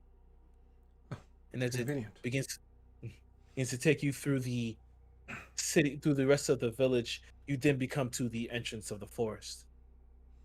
Who's ever leading the way, I'm going to need a survival check in order for you to follow his path and kind of figure out which way he went. Which way he came. Well, I think Ak's nose is in the ground and he's currently sprinting ahead of 18. us. Yeah, that's the one. Nice. 18. You put your nose to the ground and begin to follow the trail of blood. You can smell it, and you can even taste the metallic taste in the throat. You begin to head forward, going deeper into the darkness of the woods. And you see the bent and broken branches where you see that he's kind of like stumbled and moved through. It takes you deeper in. Give me another survival check. That's another 18. Ooh, very nice, Ak. Nothing's going to stop you, lady. As you continue to go forward, stepping into the forest, the trees now becoming more dense. You begin to smell something else. You begin to smell the cooking of meat. It spurns you forward. Give me one more with an advantage. One more survival.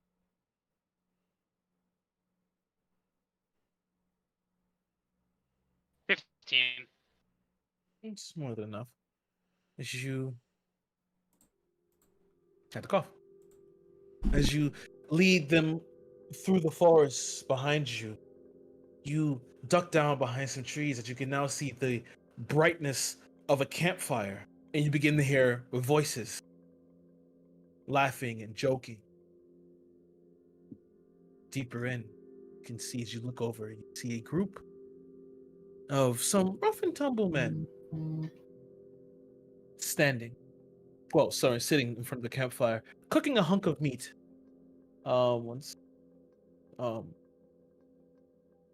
Cooking a hunk of meat. Will you all too? Can we see the chest? Give me a perception check.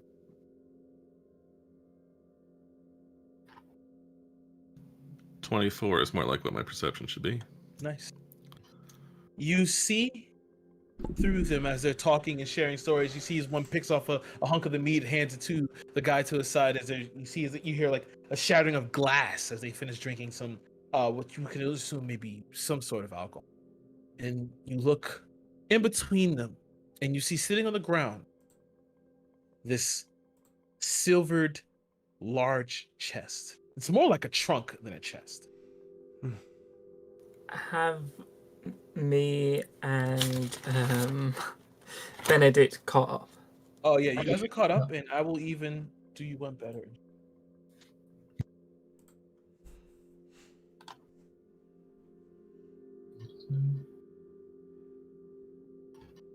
It's gonna take a moment. So-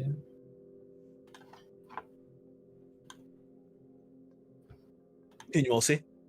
I can't, but that's a problem on my end. Oh, there we See go. what? Oh, I see. Let me just get that up on the screen. For the viewers.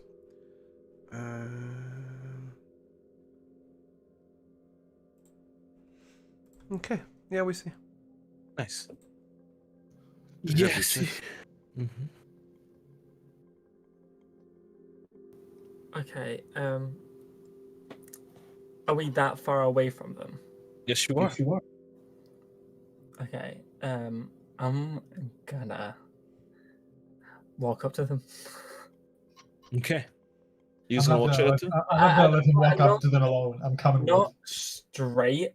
Like I wanna go round a couple of the trees just so that when I come out of the clearing, they don't see everyone else. Okay, so I Does see. that make sense? Okay. Are you trying to just move stealthily or just trying to move normally? No, just normally. Normally? Okay. I would like to try to move stealthily in an opposite direction so I end up not where he is. Okay, give me a stealth check. What's the distance to the bandits? 19. Yeah. They Roughly. are about they're roughly about 45, 50 feet. Okay, I won't move. What was your stealth check, Lumiere? 19. 19. Nice. Enough. You want to go the other direction? You're here in the trees, and you're gonna come out, right? Is anyone else doing anything? Okay. I will enact my necrotic shroud. Okay. I am. Do so. Yeah, sorry. I What are you am doing, Benedict? not going to let Literal go into the woods alone, so I accompany him. Put you right there. Throw. What are you doing, Ak? I'm gonna get within 30 feet of them. No. Ack don't doesn't know poke what it. the fuck we're Oh, doing. no. Sorry, I thought we were in 30 feet of them. No, they're like about 50 feet out. Oh, bollocks. Yeah, go on then. Really slowly and really carefully, I will try and move into just about 30 feet of range, but without sort of being too near anyone else. Okay, give me a stealth check. Yes, renowned for that. I'm assuming Ak is not moving stealthily. He's just moving Fuck no. forward. That's Oh, a Ack just 16. moving forward. 16. I can okay. give you one of it if you want. No, that's fine. Yes, I don't want to be near Ack, please. I'll put you like right here. Yes, that's better, thank you. Put you right there. Okay. From there, would I be able to see the chest? You can see it. Okay, cool. That'll be relevant in a minute. So you can see the chest. Yeah, I wanna, as we walk, me and Benedict, right? I'm with Benedict, yeah. As we walk forward, I'm just gonna whisper to him, "Follow my lead." Very well. Yes, very well. All right. So I'm just gonna put you guys as you come out here. Yeah, You walk in- I'm are aiming you- to be like in the trees, but on a different direction from the camp. You know what I mean? Like some sort of across from them somewhere. Is this fine? You want to Um, move a little more? I think I should be closer, but I would sort of try to be marking their progress in terms of distance to the camp, but just like be in the trees on a different side of the camp. Okay, I'll put you like right here. That's Is that fine? Okay, great. Yeah, yeah. All right. Can I be prepared to charge and swing if they take action against my party? Yes, you can. Hostile action against my party. Mm-hmm. Okay, I'm gonna. How many people are there? From your eye count, there are 5 right now. Okay, I am gonna walk up to them We're gonna die. with teacup in hand, and before we had walked up, I would have handed Benedict one as well, and it's got like herbal tea in it. And as we approach, I'm so like the teacup is in this hand, and then the saucer is in this hand. So I'm I gonna guess. be like, brothers, may we join you? As you step out, you see they begin to stand up and they pull their blades out. Oh no! Don't worry. We look at us. We do not have anything on us. We would just like to share your time.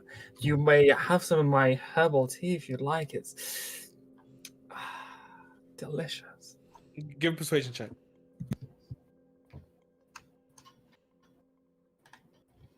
That's the 17. You watch as you see one of the larger ones. He has his hair is kind of cut and shaved on the side, but like you seem like he's kind of like, it's like when a kid gets a hold of the clippers, he's kind of fucked it all up. But he managed to have 2 braids somehow. He's got like leather armor that's kind of stained, and his teeth are like kind of rotted out. But he looks at, huh, okay, sure, we'll take some of your tea. Come on over, sit by the fire. I'm gonna sorry. head over and take out another cup and saucer, and fill it with herbal tea from a flask. As you come over, he's just gonna swoop his arm around your neck and just pull you in.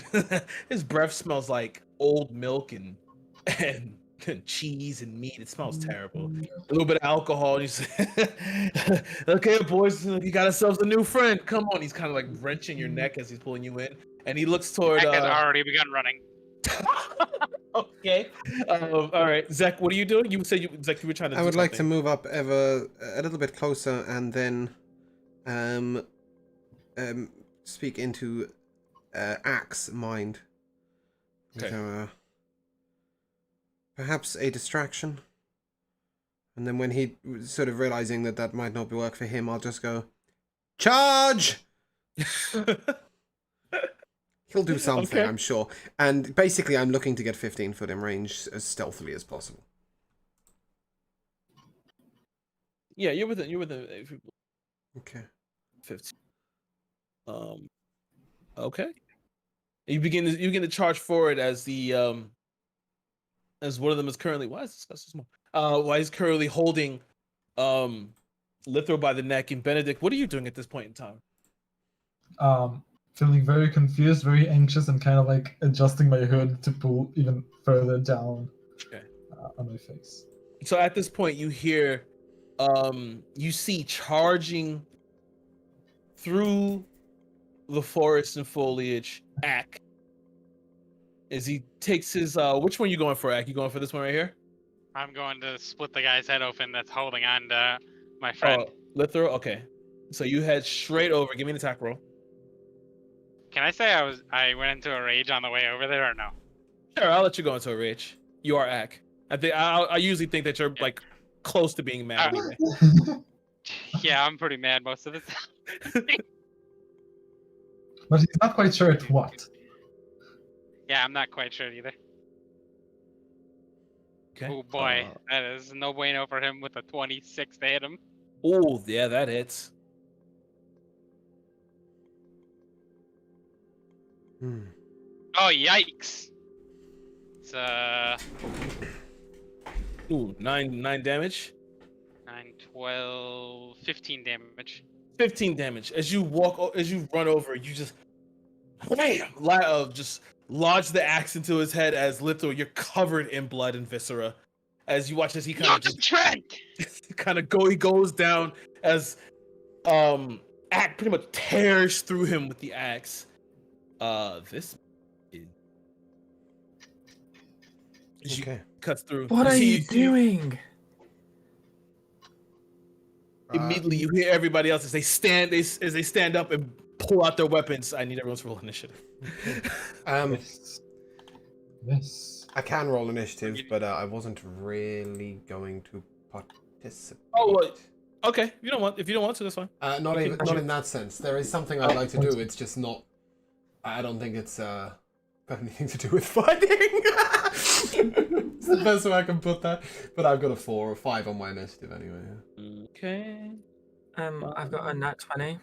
Ooh, beautiful. Ooh. That's like your third nat 20 today.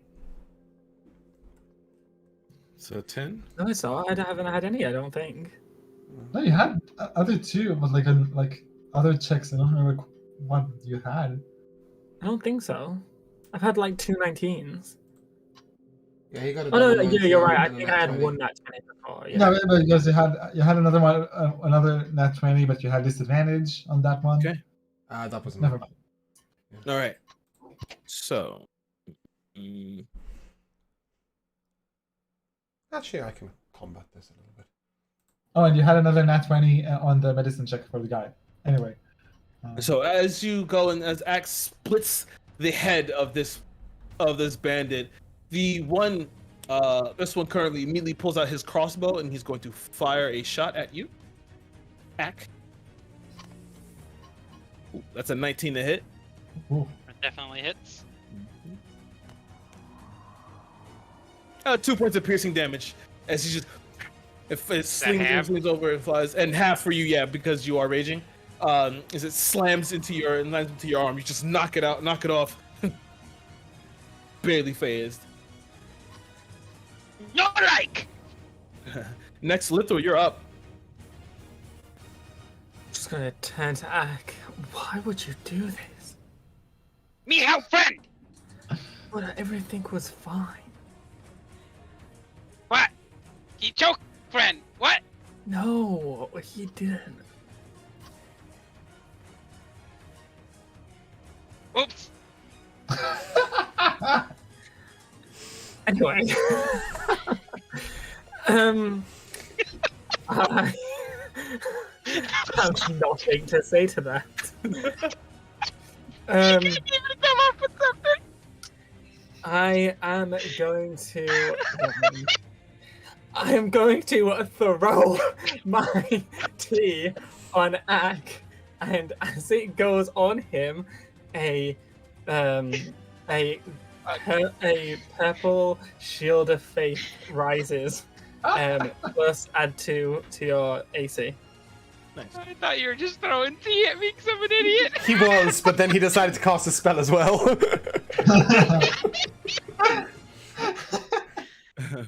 Is your turn, Lithor? It does. Okay. Next is this bandit. He is going to run up to Ak as well, since Ak murdered this man. He's going to take a swipe at you with his scimitar. As he moves forward, he pulls it. He says, well, I guess I'm the new leader now. And he walks forward and he's going to take a slash at you. Looks like you got a promotion. Misses that completely. He slams towards you as I would assume Ak is trying to figure out why he got tea thrown on him. Also trying to figure out how he messed up. I'm surprised he's not licking his arms, to be honest.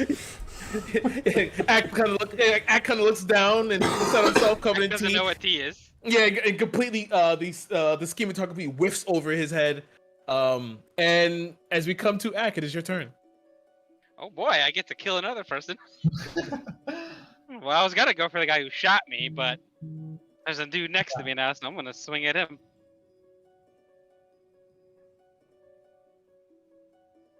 That is a 23 to hit. Ooh, that hits. He takes 10 damage. And damage. Oh, a really rough hit. You actually cleave into his shoulder, and the blood begins to spill out. He forces himself off of the axe. Oh, fuck! And he kind of turns over. You see his eyes begin to dart around, and he looks toward his other companions. Act, that ends your turn. Yes. Okay. Benedict, you are up. Amazing. I will aim my gun at the one that shot Ak before. Okay, nice. This is your last chance to surrender. Please surrender the chest to us and walk away and no one gets hurt. He give me intimidation check. Good. Intimidation. That's a flat 15. 15. And so you watch as the one you spoke to looks toward you and then looks back toward the chest.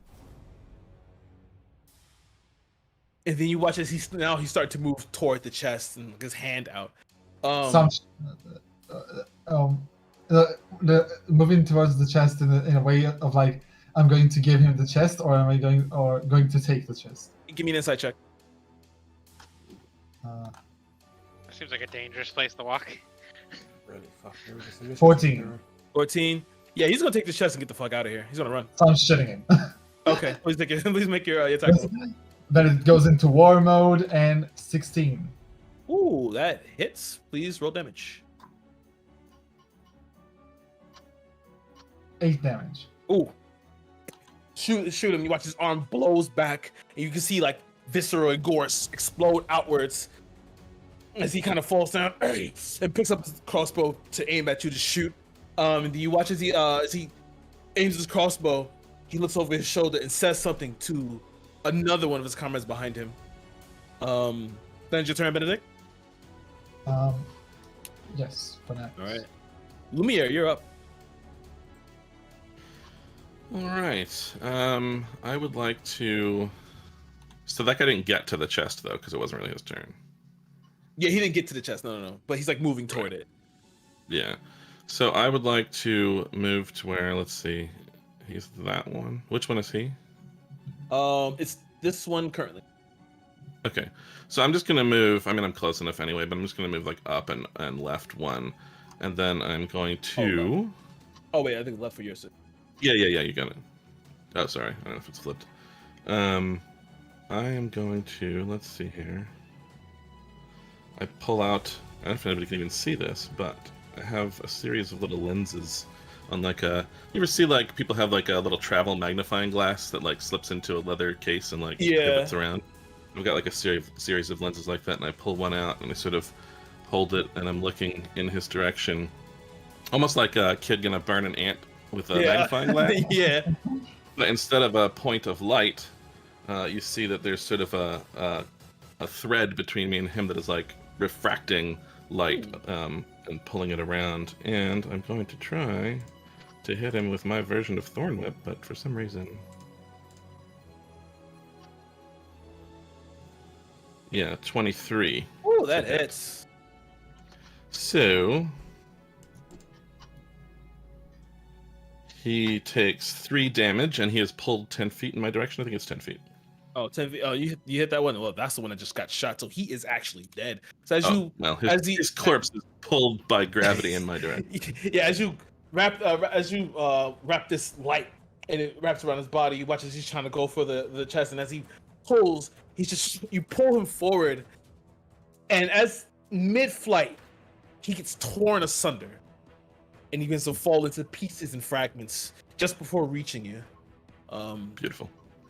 Then it's your turn, Lumiere? Yeah, I think that'll do. Now this Benedict's turn. He looks toward you and saw what happened as he's pulled into the trees. He can't see where he went, but he immediately assumes that he's dead. And he's like, all right. Fuck this. He runs over here, but you see there's a bit of he's still kind of driven. So you watch that he puts his hands to his lips and does this call. And as he does so, you hear as the other bandit behind him, who was you guys didn't say a little, but he was taking a piss. He kind of zips himself up, turns around, and you hear you can hear people moving through the forest. You get this sense that it's not just them. But I'm going to use that as a. And as he does that, he's going to pull his crossbow and he can't see you, but he will fire at Lithril here.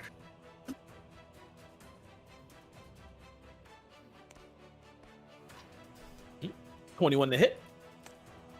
Yep. And 2 points of piercing damage as he fires a crossbow and it heads toward you. And then his turn. Zek, you're up. Zek will walk casually up to the chest. As he gets close to the chest, black tendrils of force will come out of him. Every single person within 10 feet of range, which I'm assuming probably includes my companions and I don't really care, will need to make a strength saving throw.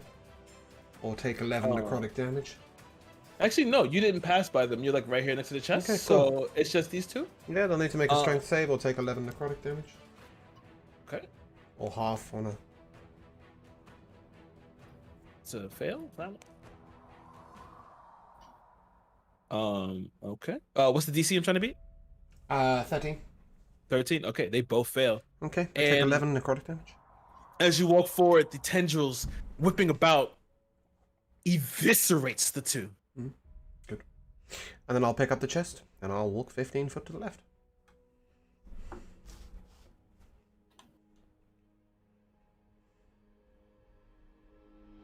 Not to mention, anybody else who saw me as I walked past will need to make a charisma save or be frightened. As I have taken on a dark visage. Flames around my eyes, and my cloak swirling around me. A crown of black flame upon my head. Right. This guy is dead af. And yeah, so any other bandit I walk past will need to make a DC 13 charisma save. okay. This one is going to make a charisma save. Necrotic shroud feat. He fails that. This guy is terrified of you. Good.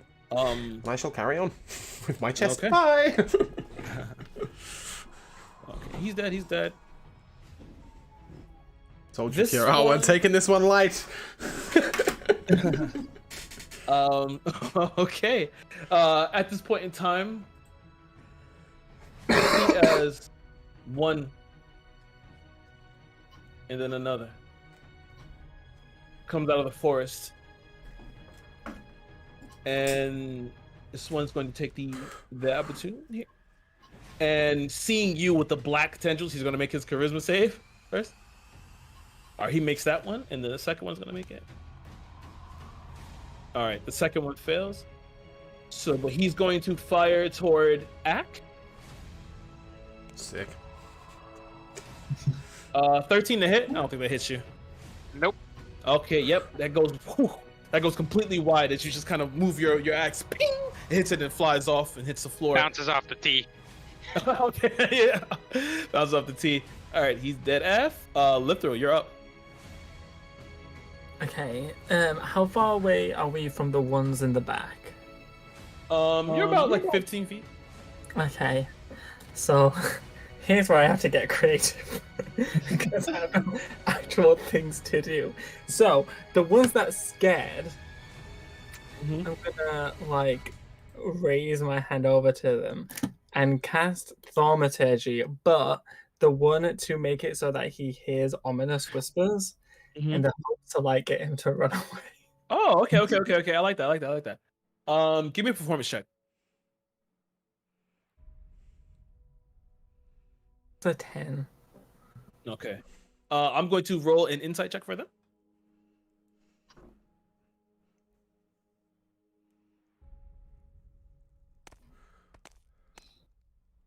The fuck was that? Oh, their footsteps on the music. Okay. Jesus Christ.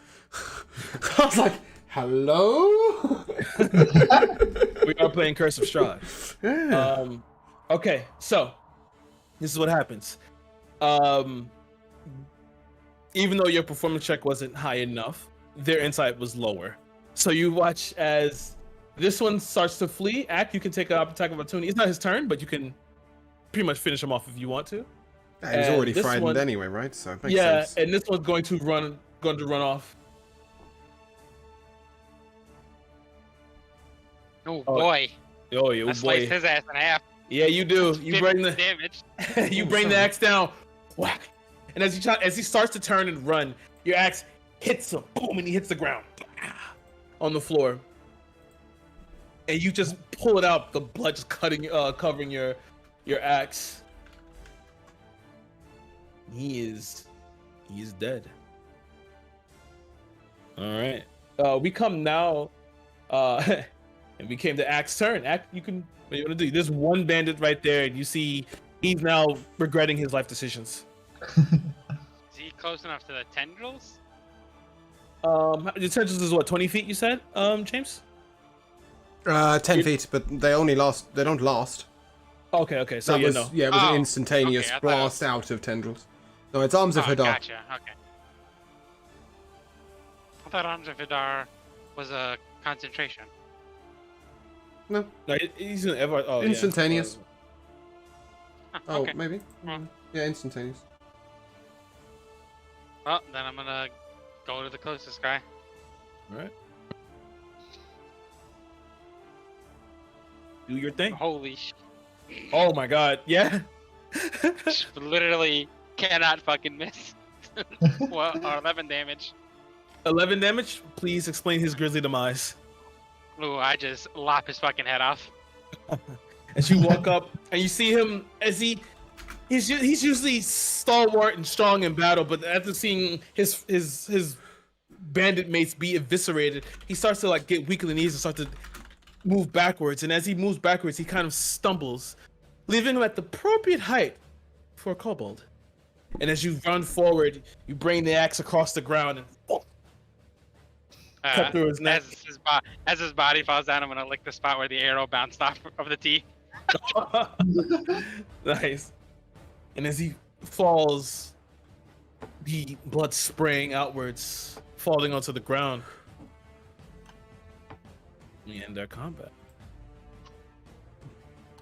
And you. Axe smash! Zach is still walking, by the way. You think it's still walking? Yeah, down and left towards the edge of the forest. I think that's where the edge of the forest was, right? Yeah, it down and right? yeah. It's down and left. It's down and right for me. Okay. Okay, yeah. As Oh, you yeah, have down the left. chest. As you have the chest. You hear another scream from the woods. The sound of a man. And then Zek, give me a perception check. 17? 18, sorry, 18. All right. As you begin to walk, you notice this strange, deep, heavy fog begin to move in around. Yep. That'd be fine. You begin to see as it begins to move around. You begin to continue going forward nonchalantly as normal. But from the corner of your eye, you see a flash, a glint of red as it dissipates, it disappears into like behind the trees and maneuver. And as you sit there, you can hear it around you, Ah. So you Shifting. have come. maneuvering around.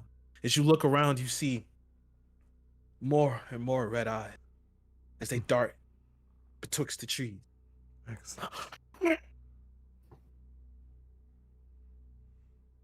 Everyone else, you all begin to hear this now as this fog just is deeper, gray, maneuvering in between the trees.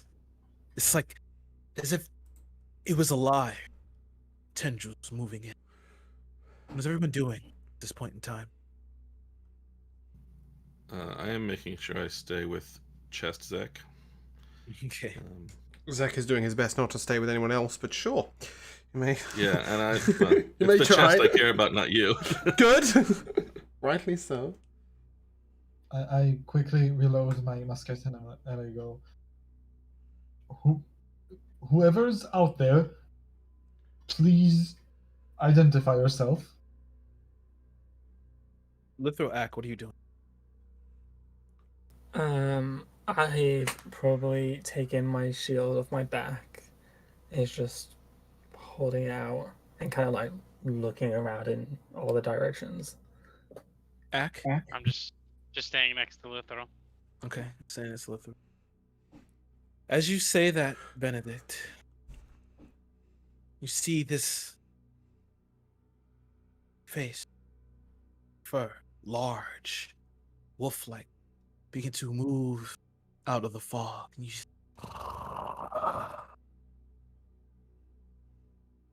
roll me a sanity check, please. Just Benedict. Just Benedict currently.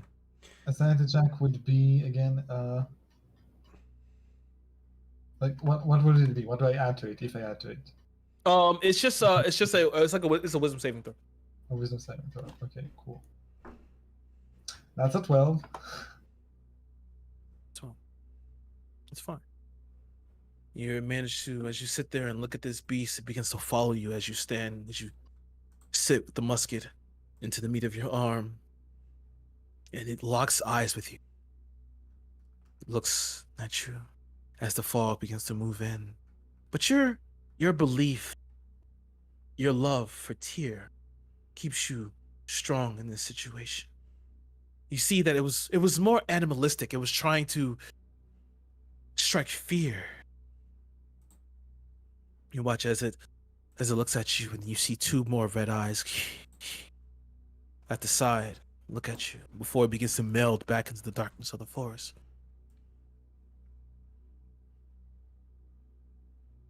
What are the rest of you doing? You guys gonna stand there? Continue. Zach, I know you're moving, and Lumiere, I know you're together. You guys are trying to move out of this forest currently? I would have turned to Benedict and Ack. Come, we must leave now. Oh. Okay. You hear the trees begin to you hear the branches break, trees rustling.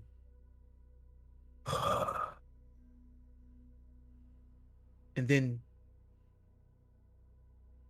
you hear another set of breaking of branches as you hear rapid footsteps heading towards you all through the fog. Are you going to run or stay? You need to decide. I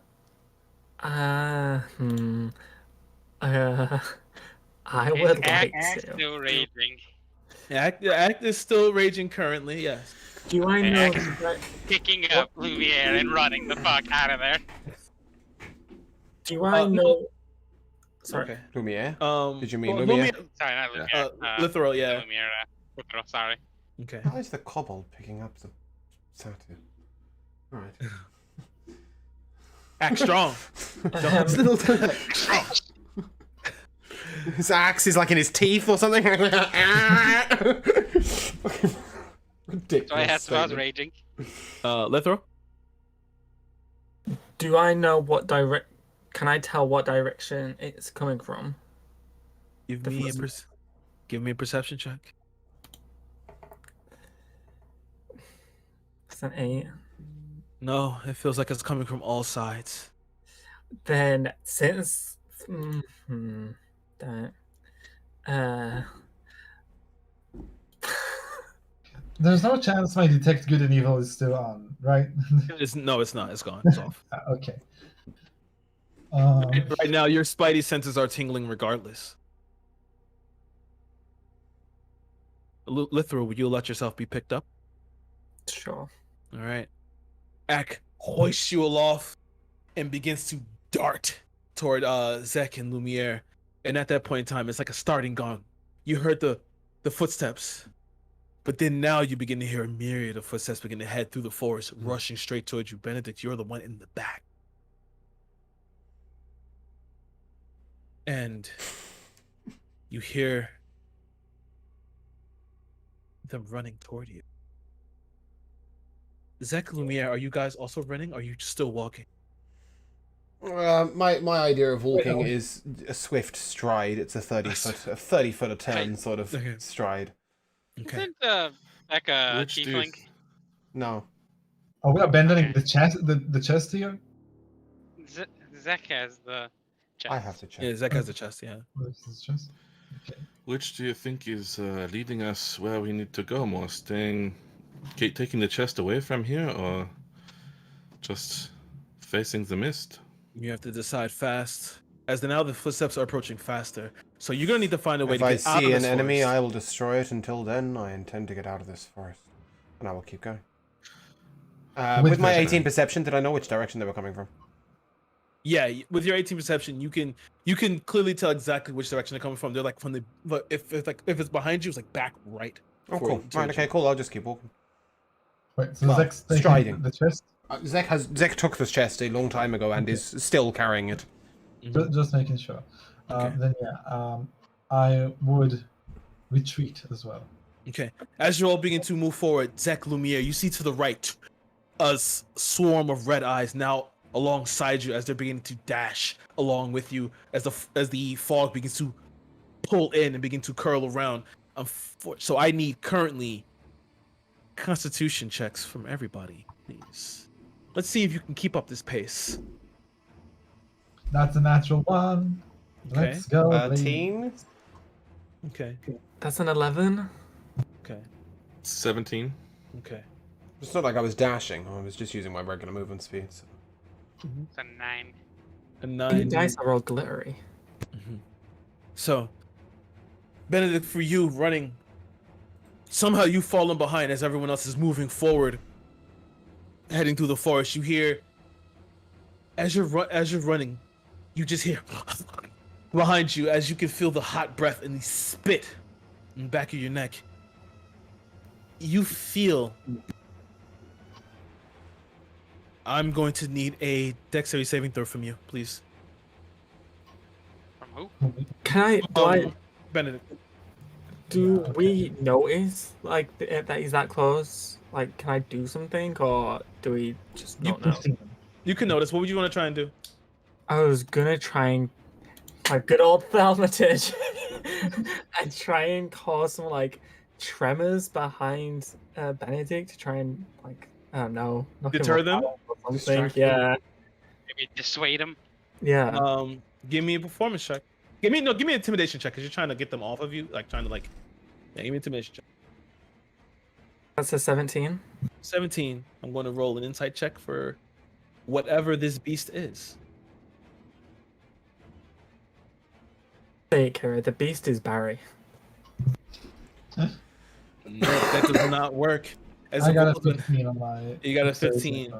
Nice. As you begin to feel the tremors, and you feel the spit and the saliva hits the back of your neck, you kind of like get another spurt of speed as you feel these large claws swipe through the fog. You turn around just for a second to see the red eyes disappear back again between the fog. And as you look, you can see now more shadows as they dash through. Continuing. Another round of con checks, please. That's a lot better. 21. That's a natural 20. Nice. 12. 12. Nice. Okay. 11. 11. More than enough. You guys have managed to keep this pace moving through as the fog seems to constrict around you. It's beginning to wrap. As you're running, you saw black claws reach out through the fog, just narrowly missing you all. But as you continue to run and move through, you can now begin to smell the smells of the village again. One last round of con check, please. Best time for a crit. That's not 20, Yeah, apparently. Fucking That's what Zek's I a got. marathon runner. 5. Oof. 6. Lumiere, you're with me, right? Yeah, you're at the front with Yes. me. Or close to. Yep, okay. Yeah, but as you're all running, keeping this pace is hard. And as you're moving through, you've kind of lost a bit of your stride. Maybe it's the fact that you're smelling the village. As getting closer, you're starting to feel a little bit more laxed. But all of you below a 10. Dex saving throws, please. It's a good time for not 20, wasn't it? That's a 13. 7. Ooh! Lumiere just pulling out the decks. 20 total. Nice. 15. Nice. 3 points of slashing damage to you, Literal, as you feel claws break across your back. You feel the hot blood begin to pour down your back, and it spurns you forward. That causes you to dash, as you can hear behind you the trampling of bestial paws, hands. You're not sure. As you begin to turn back, you see this large maw open up with saliva leaking off of the canines. And as it goes close to snap on your face, you guys finally reach into the village as the fog stops and then begins to recede. You see the red eyes begin to fall back to the forest. As you all make it back to the village, the streets are empty and quiet. But you know where you need to go. Do we? Well, you know where you were last time. You got what? They want to head back. You're thinking head back to the tavern? Well, whatever you guys want to do, sure. I do not want to head back to a tavern. I'd like to stop outside a building. Okay. And with Good Mage Hand, I will open the chest. Unless it's locked. As your hand goes I would like to try and stop him. Okay. What are you trying to do to stop Zach? Just to push his hand away. I'm using Mage Hand, not my He's hand. the mage hand, yeah, mage hand. Then I don't know, just kind of like push him or something so he. I doesn't suggest you keep do your it. hands to yourself. I, for one, want to know what our fate is and what is in store for us. If you wish to stand in my way, by all means stand there. Otherwise, you may wish to take a step back. I still do not think that this is a wise decision. So I didn't ask for your opinion. I asked you to move out the way, or I will remove you. you know, I didn't chase down visions of a chest to not know what is inside it. Quite. Don't I- worry, I'm sure it won't attack you. I might, though. this is not my concern. I do not think that we are supposed to open this chest right now. And at the very least, this chest should be brought to the man who asked for it. Let me ask you bluntly, are you going to physically attempt to stop Zek? I would much rather not to. But Good decision. Because I'm going to check the chest. Is it locked? It is indeed locked. Okay. As you look at it, you see this lock isn't a normal lock. It's like this hexagonal lock with multiple keyholes. What's the kinda chest made out forms- of? Kind of forms like a lotus. Looking at it, you put your hand on it. Give me. would Still this only be? touching it with Mage Hand. I'm not touching it with my hand. Okay, just kind of give me an investigation check as you're kind of looking at it, trying to understand. It's 10. 10. It's clearly not wood. Yeah, it's not wood. It's that this metal is of a high grade metal. All right. Okay, that's fine. Well, it seems for you, Benedict, that we must unfortunately take it to somebody who may have a key. Then let us take it to the man. I will pick it up. And I will continue walking with it. And let's not fight anymore.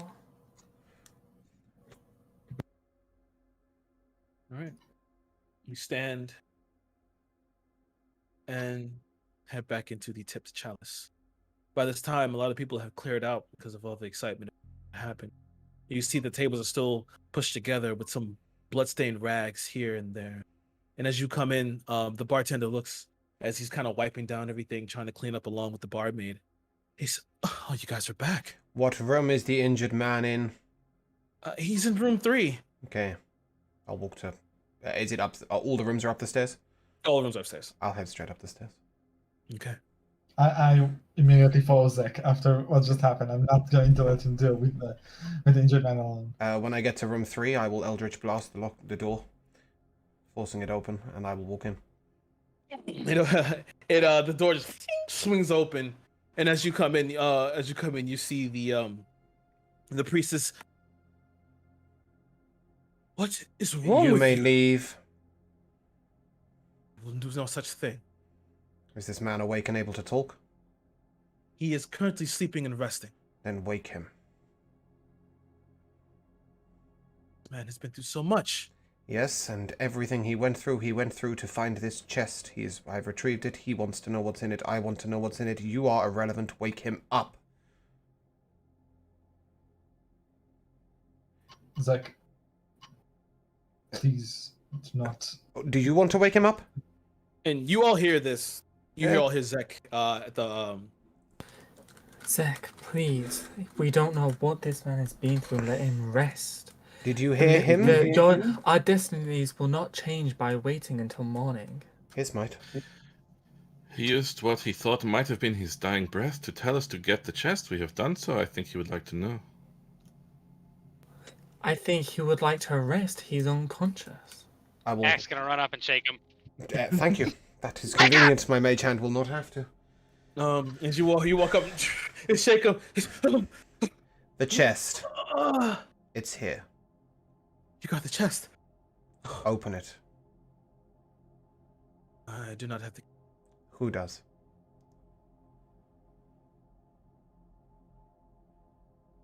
He begins to kind of like his face darkens and he looks down. This was supposed to be opened at the Temple of the Morning Lord. Do we know why? The contents. It can destroy the devil. Oh. How disappointing. What do you mean destroy the devil?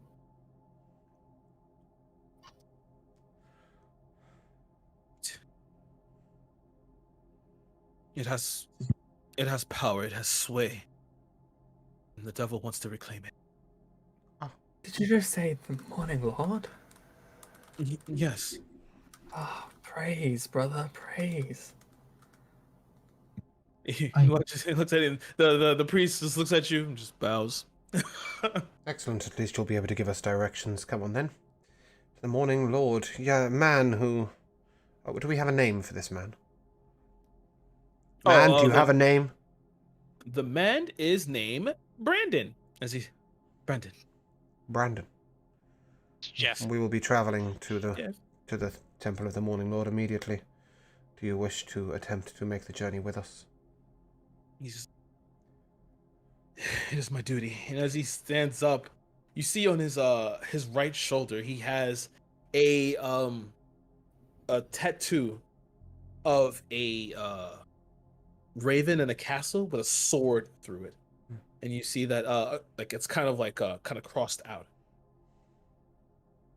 And yes, and the priest walks over. Please, you must rest. Must you go tonight? Be ridiculous. Do what you can for him so he can walk. Look at the man. He has one mission in mind. You are heartless. Let him succeed it. I would love to stay and rest. Listen to your companion. Speak to the ask the man. Brandon, do you wish to rest or do you wish to get to the temple? And he looks towards.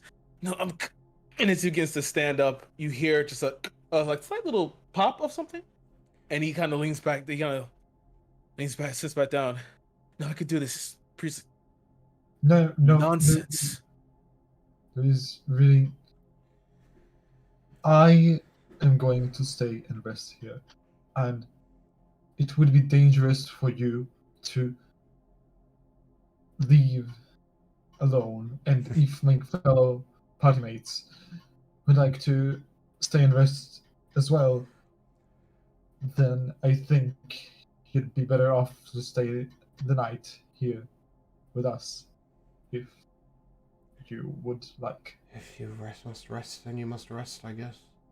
Brandon, you do, to be honest, look a little bit like shit. Well, regardless. Dawn? That'll give you, what, 4 hours? Will that suffice? We'll go when he's ready, Zach. Yes, I too want to wait here until those beasts from the forest come towards us. He cannot show us where to go if he is not able. You We are must I- let him heal. I'm gonna do this. I'm going to use all of my lay on hands points on this man. Okay. Which is 5. It's not a lot. Mhm. And well, Zach, it would seem that I have exhausted my healing capabilities for this night. entirely And foolish. if Not my problem. if we leave now, I might not be able to heal any of us should we need it. And I I would don't remember I- requesting your healing in the first place. I still think that it would be wise for all of us to stay the night here. I have been more careful with my resources. I'd be ready to do healing as needed now. We could go. Happier to travel at night. Regardless. You may all talk. I will take the chest and I will walk back downstairs. No. Be my guest. Step in the way. I will. Okay. I'm not leaving. But I do not need to rest, and therefore I will go downstairs and wait until you are all ready and have had your little cat nap. Would you trust one of us with the chest? There is a reason I'm holding it. Then why would we trust you, brother? I didn't ask you to trust me, I told you what I was doing. It should stay within all of us. It is not only your destiny that Then is come intertwined. downstairs and sit and stare at it. Be my guest. And I will go to walk through, Lethril, out the door. How is Zach carrying the chest? It's in his hand. Is it One like a hand. bigger chest or? You it said like- the bandit tried to pick it up like this, so I assume I'm doing the same. Yeah, it has like a handle. Yep. Like as you're holding it, you're surprised about like how light it actually is. Convenient. Oh, that is for a reason, but I mean, he never said it was heavy. No, I just said it's convenient. I can, with the other hand, free to cast spells. Yes, I'm gonna walk out and go downstairs. Unless anybody actually forcefully tries to stop me, I will just sit at the table in front of the bar. Order a... Sort of time is it? Middle of the night? yeah. Take a water. The bartender walks over and gets you a water, as the barmaid has already gone home for the night. And moves it over to you and just, here, says everything you've done. He puts a few keys in front of you.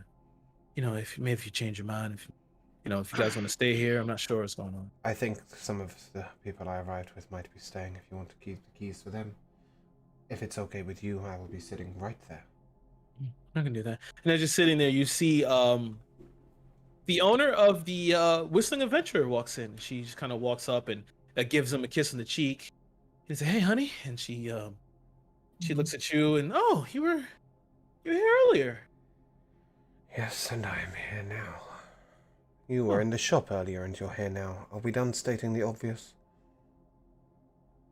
Okay. And she just kind of starts to walk off. She goes to walk upstairs. What is everyone else doing here at this point in time? I followed Zach downstairs. Okay. You have a drinking companion, Zach. Lovely. Oh yeah, what a companion.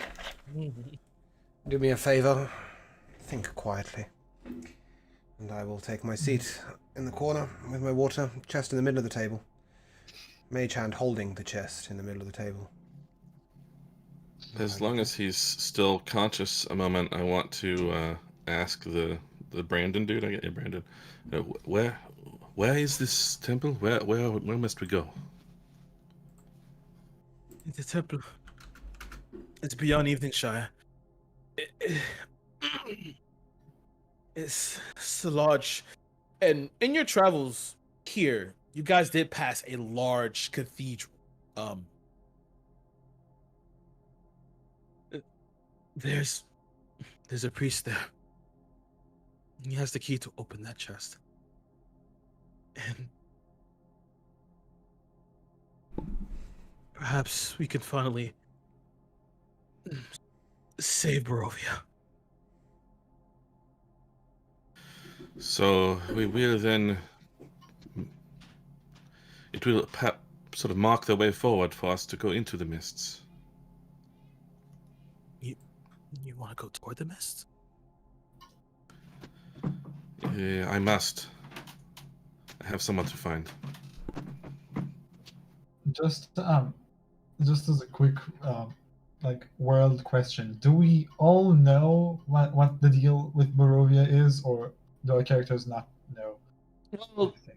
Lumiere has an inkling of what's going on there, but Yeah, I'm not trying to act like I know too much, but yeah. Then I would like to ask Brendan, if you would not mind telling us what exactly does Barovia need to be saved from? The devil.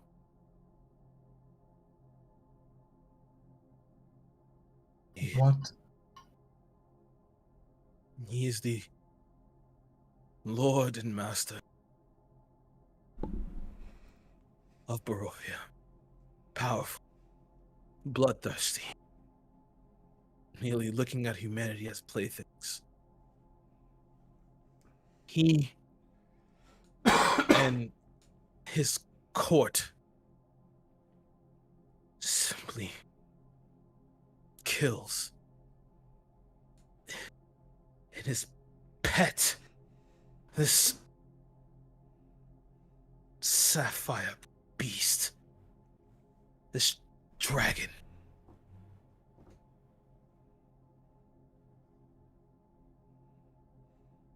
He has taken everything and simply just continues to take.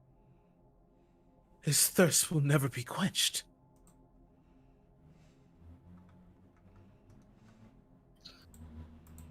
We will get the chest to the temple, and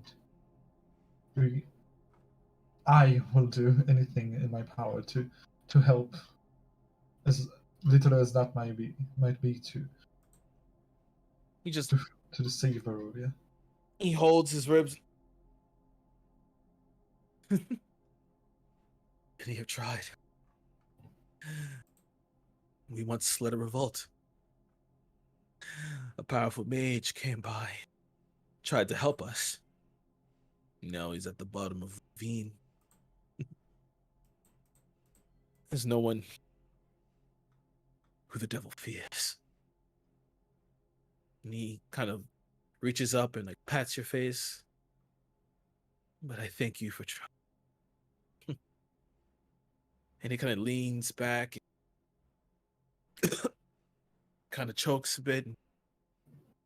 You hear the breath stutter out of him. He leans back on the pillow.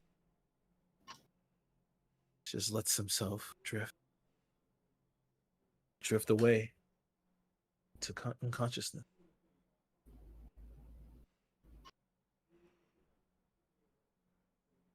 Mr. DM, Yes. might I be taking a short rest while sitting here looking at this chest? Yes, you may. Thank you.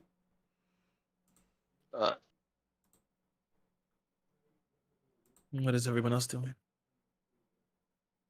I will head back downstairs and inquire about having a room. Okay. As you come downstairs, you can see the bartender. You can see his eyes red and baggy, tired. He walks over to you and says, well, your friend there said you may be staying, so he hands you keys. How many keys? There are. He gave you 4 keys because Zek is not interested. Zek had informed him that everyone else would probably be staying, sleeping. But then we're still missing 1 key. Oh no. Yeah. Even if so, I walk through and out the front door, and I sit outside and watch the sky and make notes. Okay. I am gonna go outside and hand Lumiere a key, and then come back inside and hand Benedict and Ak. I mean, I don't even know if Ak uses a bed, but give them both a key, and then I'm gonna find my room and take off all my scarves and my necklaces and my earrings. And Before you walk away, what do? the door use. Wait, that's not his voice. You use it on a door, and you sleep in the room. I sleep on floor. Why room? I will show you, and I will go to his room, and I walk to the bed and pat on it like a dog. This is more comfortable to some people. Axe gonna run and jump on the bed. Like It's nice. boing It's a- boing or like lie lie. What? Are you boing boing jumping on the bed, or did you jump on the bed I'm just, to lie on just it? jumping on it, to lie on it, because I don't know what a bed is. Yeah, the bed is a little it's a little rough, but you don't care about that. You slept on the ground. And with that, I will exit the room and thaumaturgy the door closed. And then go to my room and undress and finish off my tea. And then I will go down on my knees and pray to the morning Lord and thank him for his guidance and having lots of being calm in these stressful situations and the tests of my patience with my party members, and then I will go to bed. Okay. Before you do, while you're laying down there and praying, give me a Constitution saving throw.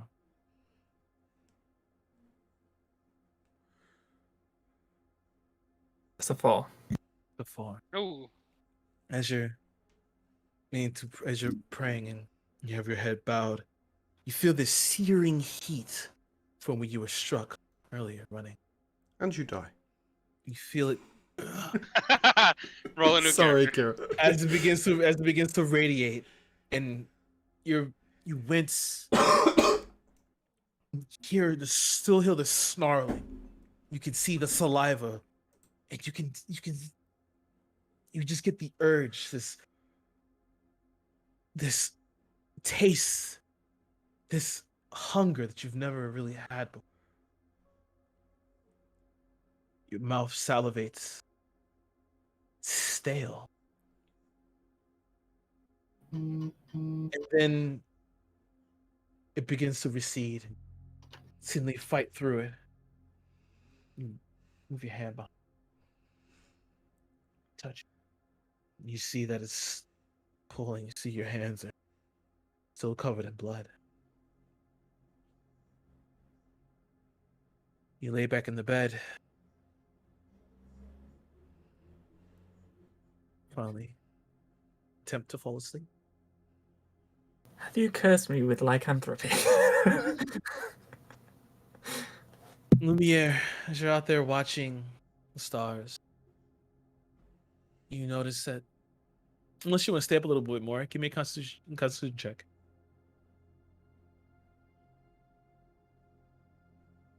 Oh, a 6. Delightful.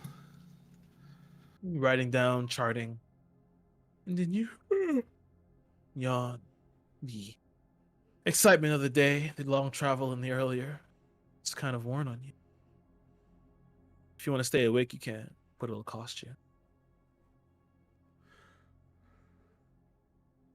Well, it's more like I think of her as more active at night, so if she's feeling tired, she'll go to bed. Okay. You go upstairs and you lay down. Fall asleep. Ack, are you knocked out? Ack is cuddling with his axe. Ack is asleep. What is Benedict doing?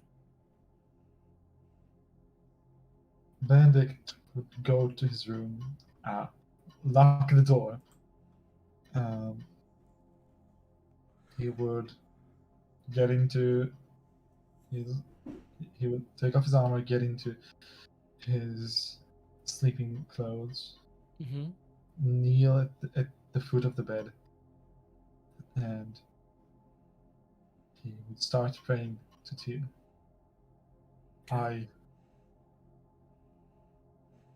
Lord Tyr, thank you today for the grace that you granted me. And though I am afraid, I hear the call of battle that you sounded before me. I know what I must do, and I hope that once I bring down the devil of Barovia, you will find it in your heart to grant the ultimate grace upon me and release me from my curse. And with that, I will go to sleep. Lay down. Actually, and... as I Yes, sorry. Lumiere. Well, I was just going to say, as I passed through on my way to bed, I was going to see if Zach would cast light on some random object for me that I could then take to sleep with it in my face. Very well. Thank you. I'm not used to sleeping in the dark. This will help. I am feeling tired. Good. Lumiere Just to needs a check with you, night Kira, we arrived at the town at approximately early evening, correct? It's more like it was like early afternoon. Like Okay. spending your time around the festival, talking to people, Mm. enjoying that. Yeah. In that case, I think it's fair to say that Zach would probably get a couple of hours sleep, but at the table. At the table. Okay. But only a couple of hours. Okay. He slept in But the you got- carriage, so. You're gonna take your full 4, right? Your full 4, or just 2? No, just a couple. I'd need. Okay. I'm not an elf. I'd need a full long rest. Oh, okay. Yeah, no, but I'm sort of going at the back that I sort of woke up when we got to town. Okay. So just a couple of hours sleep, he'll survive, or he won't. Okay. Who gives a fuck? Yeah. He Okay. wouldn't sleep properly for fear of the chest being taken. Gotcha. With an improper sleep. Okay, then I'll do it this way. Give me a con saving throw. Hell, if I didn't roll a d6, that would have gone quite badly, wouldn't it?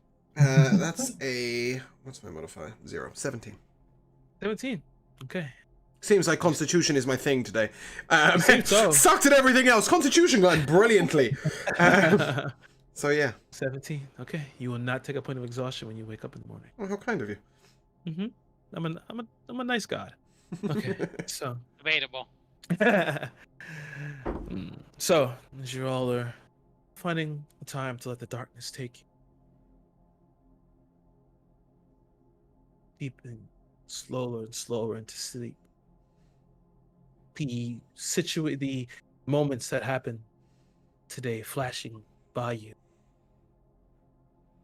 Back, you can still hear the crunch of the man or the men you slayed earlier today, and it gives you comfort at night. This joyous giggling at the thought. Lumiere, Lumiere, the light also gives you comfort. It's warm against your face. But Thurl, your dreams are not as they normally are. Usually they're filled with music. Just a very calming dream. But every now and again you see this dark shadow looming over you in the corner. Usually your dreams are in vivid, nice, soft tone color. Pastels. Now you just see this darkened shadow with red eyes, seemingly looming over you, approaching ever closer. Benedict, you find yourself you feel this sense of justice that you normally feel in order to earn your rebirth. You feel it. It's like this bright light that's within you, and it's just urging to get out. You then look and pan up, and you see this large mountain that seems to be standing over you. You see castle. You know where you need to go. Zek, what do you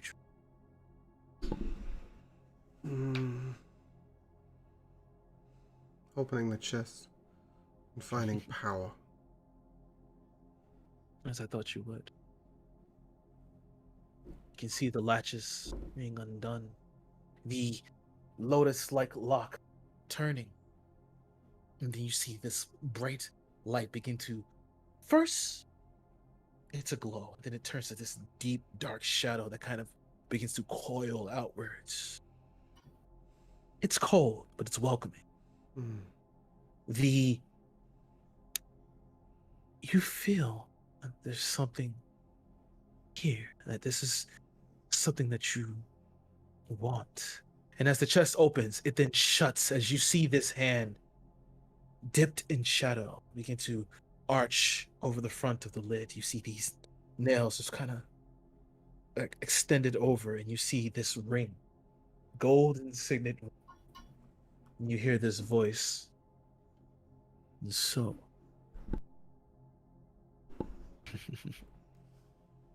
I've gone to each of your companions, if you want to call them that, which I don't think you will. Meat shields. We are a lot alike, you and I. Potentially. Who are you? Don't you already know? I believe the one they called me the devil. I look forward to our meeting in person. Then you should take this chest to Borovi, not to this temple. The contents are dear to me, but that would make it worth your while. And as he says that, you watch as he lowers down. Eyes are this onyx. As he kind of glitter in this light that doesn't seem to originate from anywhere, as if on by command. He kind of slithers through. If we are going to be working together, you should know my name. Strahd. Look forward to our meeting. As do I. It's better. Be worth it. It most certainly will. And you watch as he kind of just slithers back out of the dark. And at this point in time, you all smell something just on your nose, as if instinctually. You smell it. You smell blood. And it smells good. Blood is on your nose. Benedict, you're the first to wait. You smell a profuse amount of blood filling your nostril. The metallic taste is coating your throat.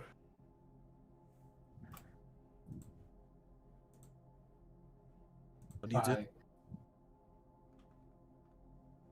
I don't imagine that I have enough time to put my armor back on. You don't. So I'm gonna grab my hood, grab my gun, and like quickly unlock the door and try to peep outside. All right. You unlock the door, peek outside, and you begin to hear far off. Give me a perception check with this, please. I need 6. Thanks. You do hear one thing. You hear crunching.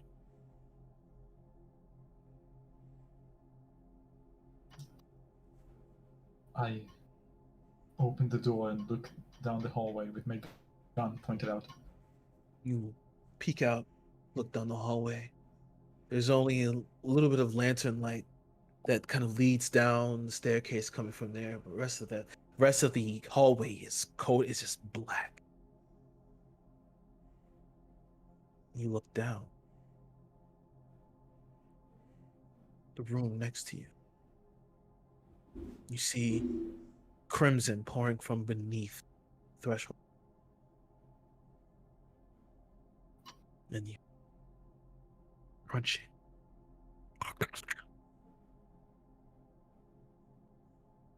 I want to kick in the door. You gonna kick in the door? Yes. You whip around. You kick the door in. And standing before you, you see the priest currently on the floor. His chest and body in tatters, his intestines hanging out of his body, this long claw gash across his face. And then you see standing above him this large lupine bipedal creature. In his hand, the head of Brandon, and in the other, his body. You see pulling from his chest cavity. You see the rib cage, the viscera coats his face, and as he turns around, as he begins to breathe outwards, you see like this mist begin to form out. And as you look past him, you see how he got in. The window is was broken in and shattered. And you wonder, how did you not hear this? You see behind him on the outside mist that has now covered the entirety of Garen's wall. So the werewolf looks towards you. It drops the body. I need you to make a sanity check for me, please.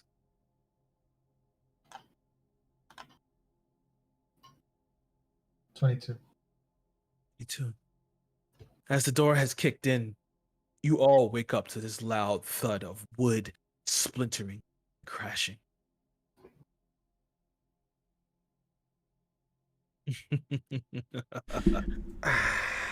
Kara.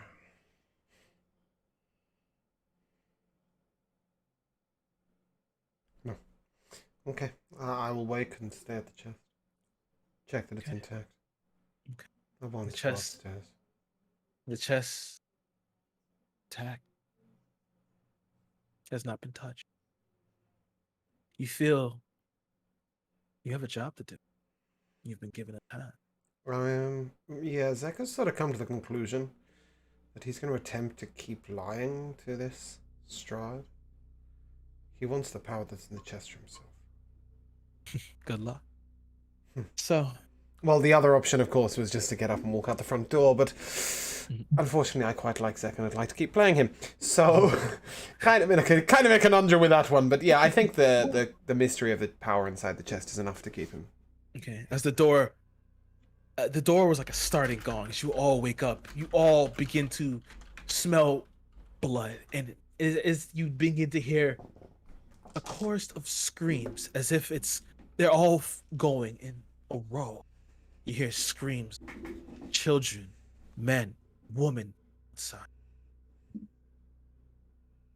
But what is everyone doing at this point in time? Probably getting redressed and getting my belongings, and he probably like opened the door to his room slightly and put the mirror outside of it to see if there's anyone down the hall. You wearing what, regular clothes, right? Like regular robes? Just like a top and like just scarves and necklaces. So Okay. All right. You look down. You can see the door to the room where Brandon was staying is now kicked in. And you can, as you look, you can see the back of Benedict's head as he's staring towards something.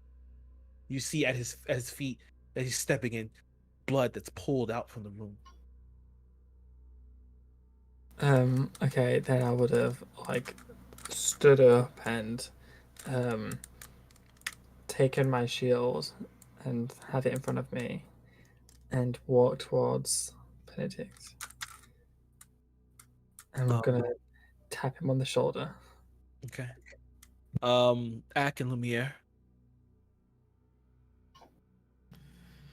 I think I would just gear up and come out to the hall, and if I see Benedict, just call out to him, what is happening? As you all walk around that corner, you see what Benedict sees. A large lupine bipedal creature with the body of Brandon in his hands, still chewing. You see threads and muscle tissue.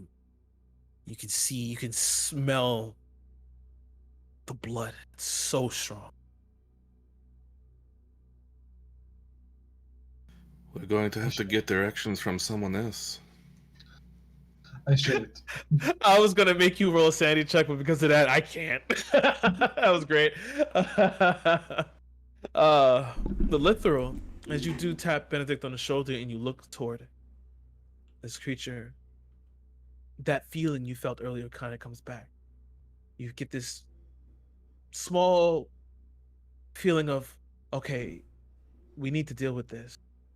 And then you hear, join him. It's a whisper. Sorry. The back of your mind.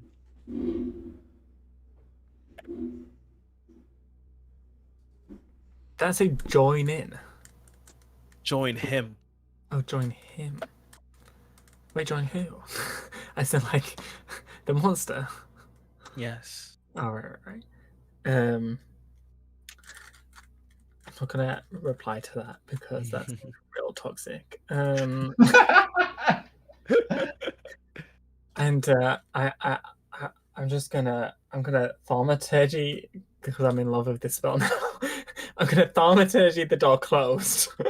Okay. And I'm gonna grab Benedict on the shoulder. We must leave. We must go to the temple. What do you mean? We need to kill this whatever this is, whatever hideous monster that may be. We might not be able to. There are many of them. Are they?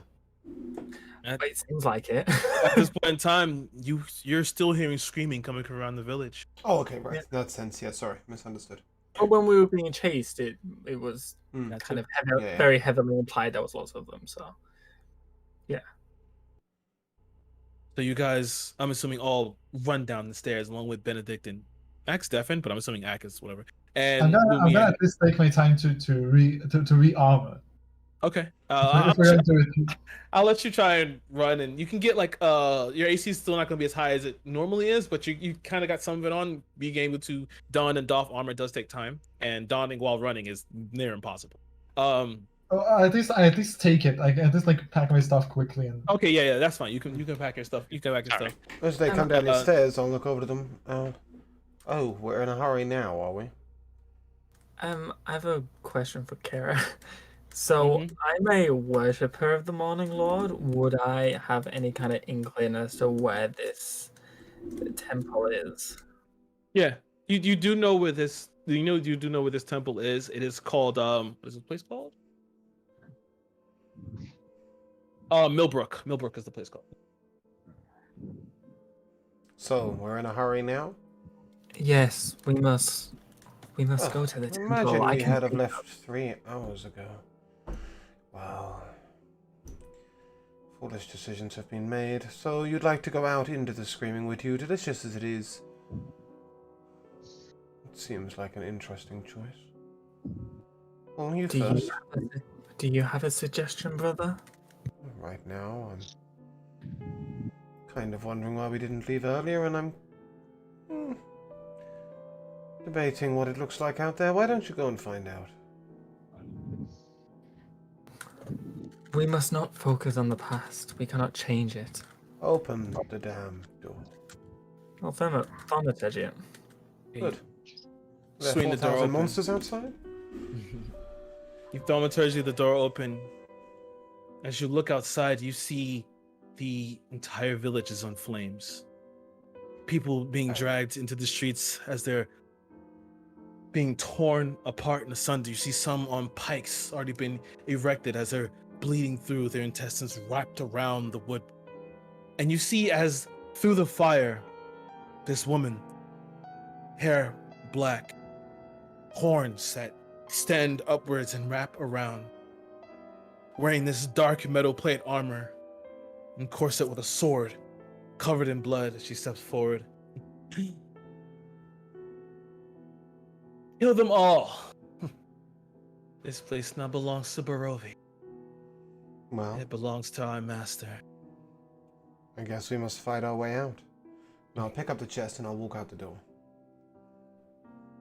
As you pick up the chest, she immediately looks toward you. Ah. Do you come from Strahd? I believe he and I have an appointment. And on that, we will end the episode.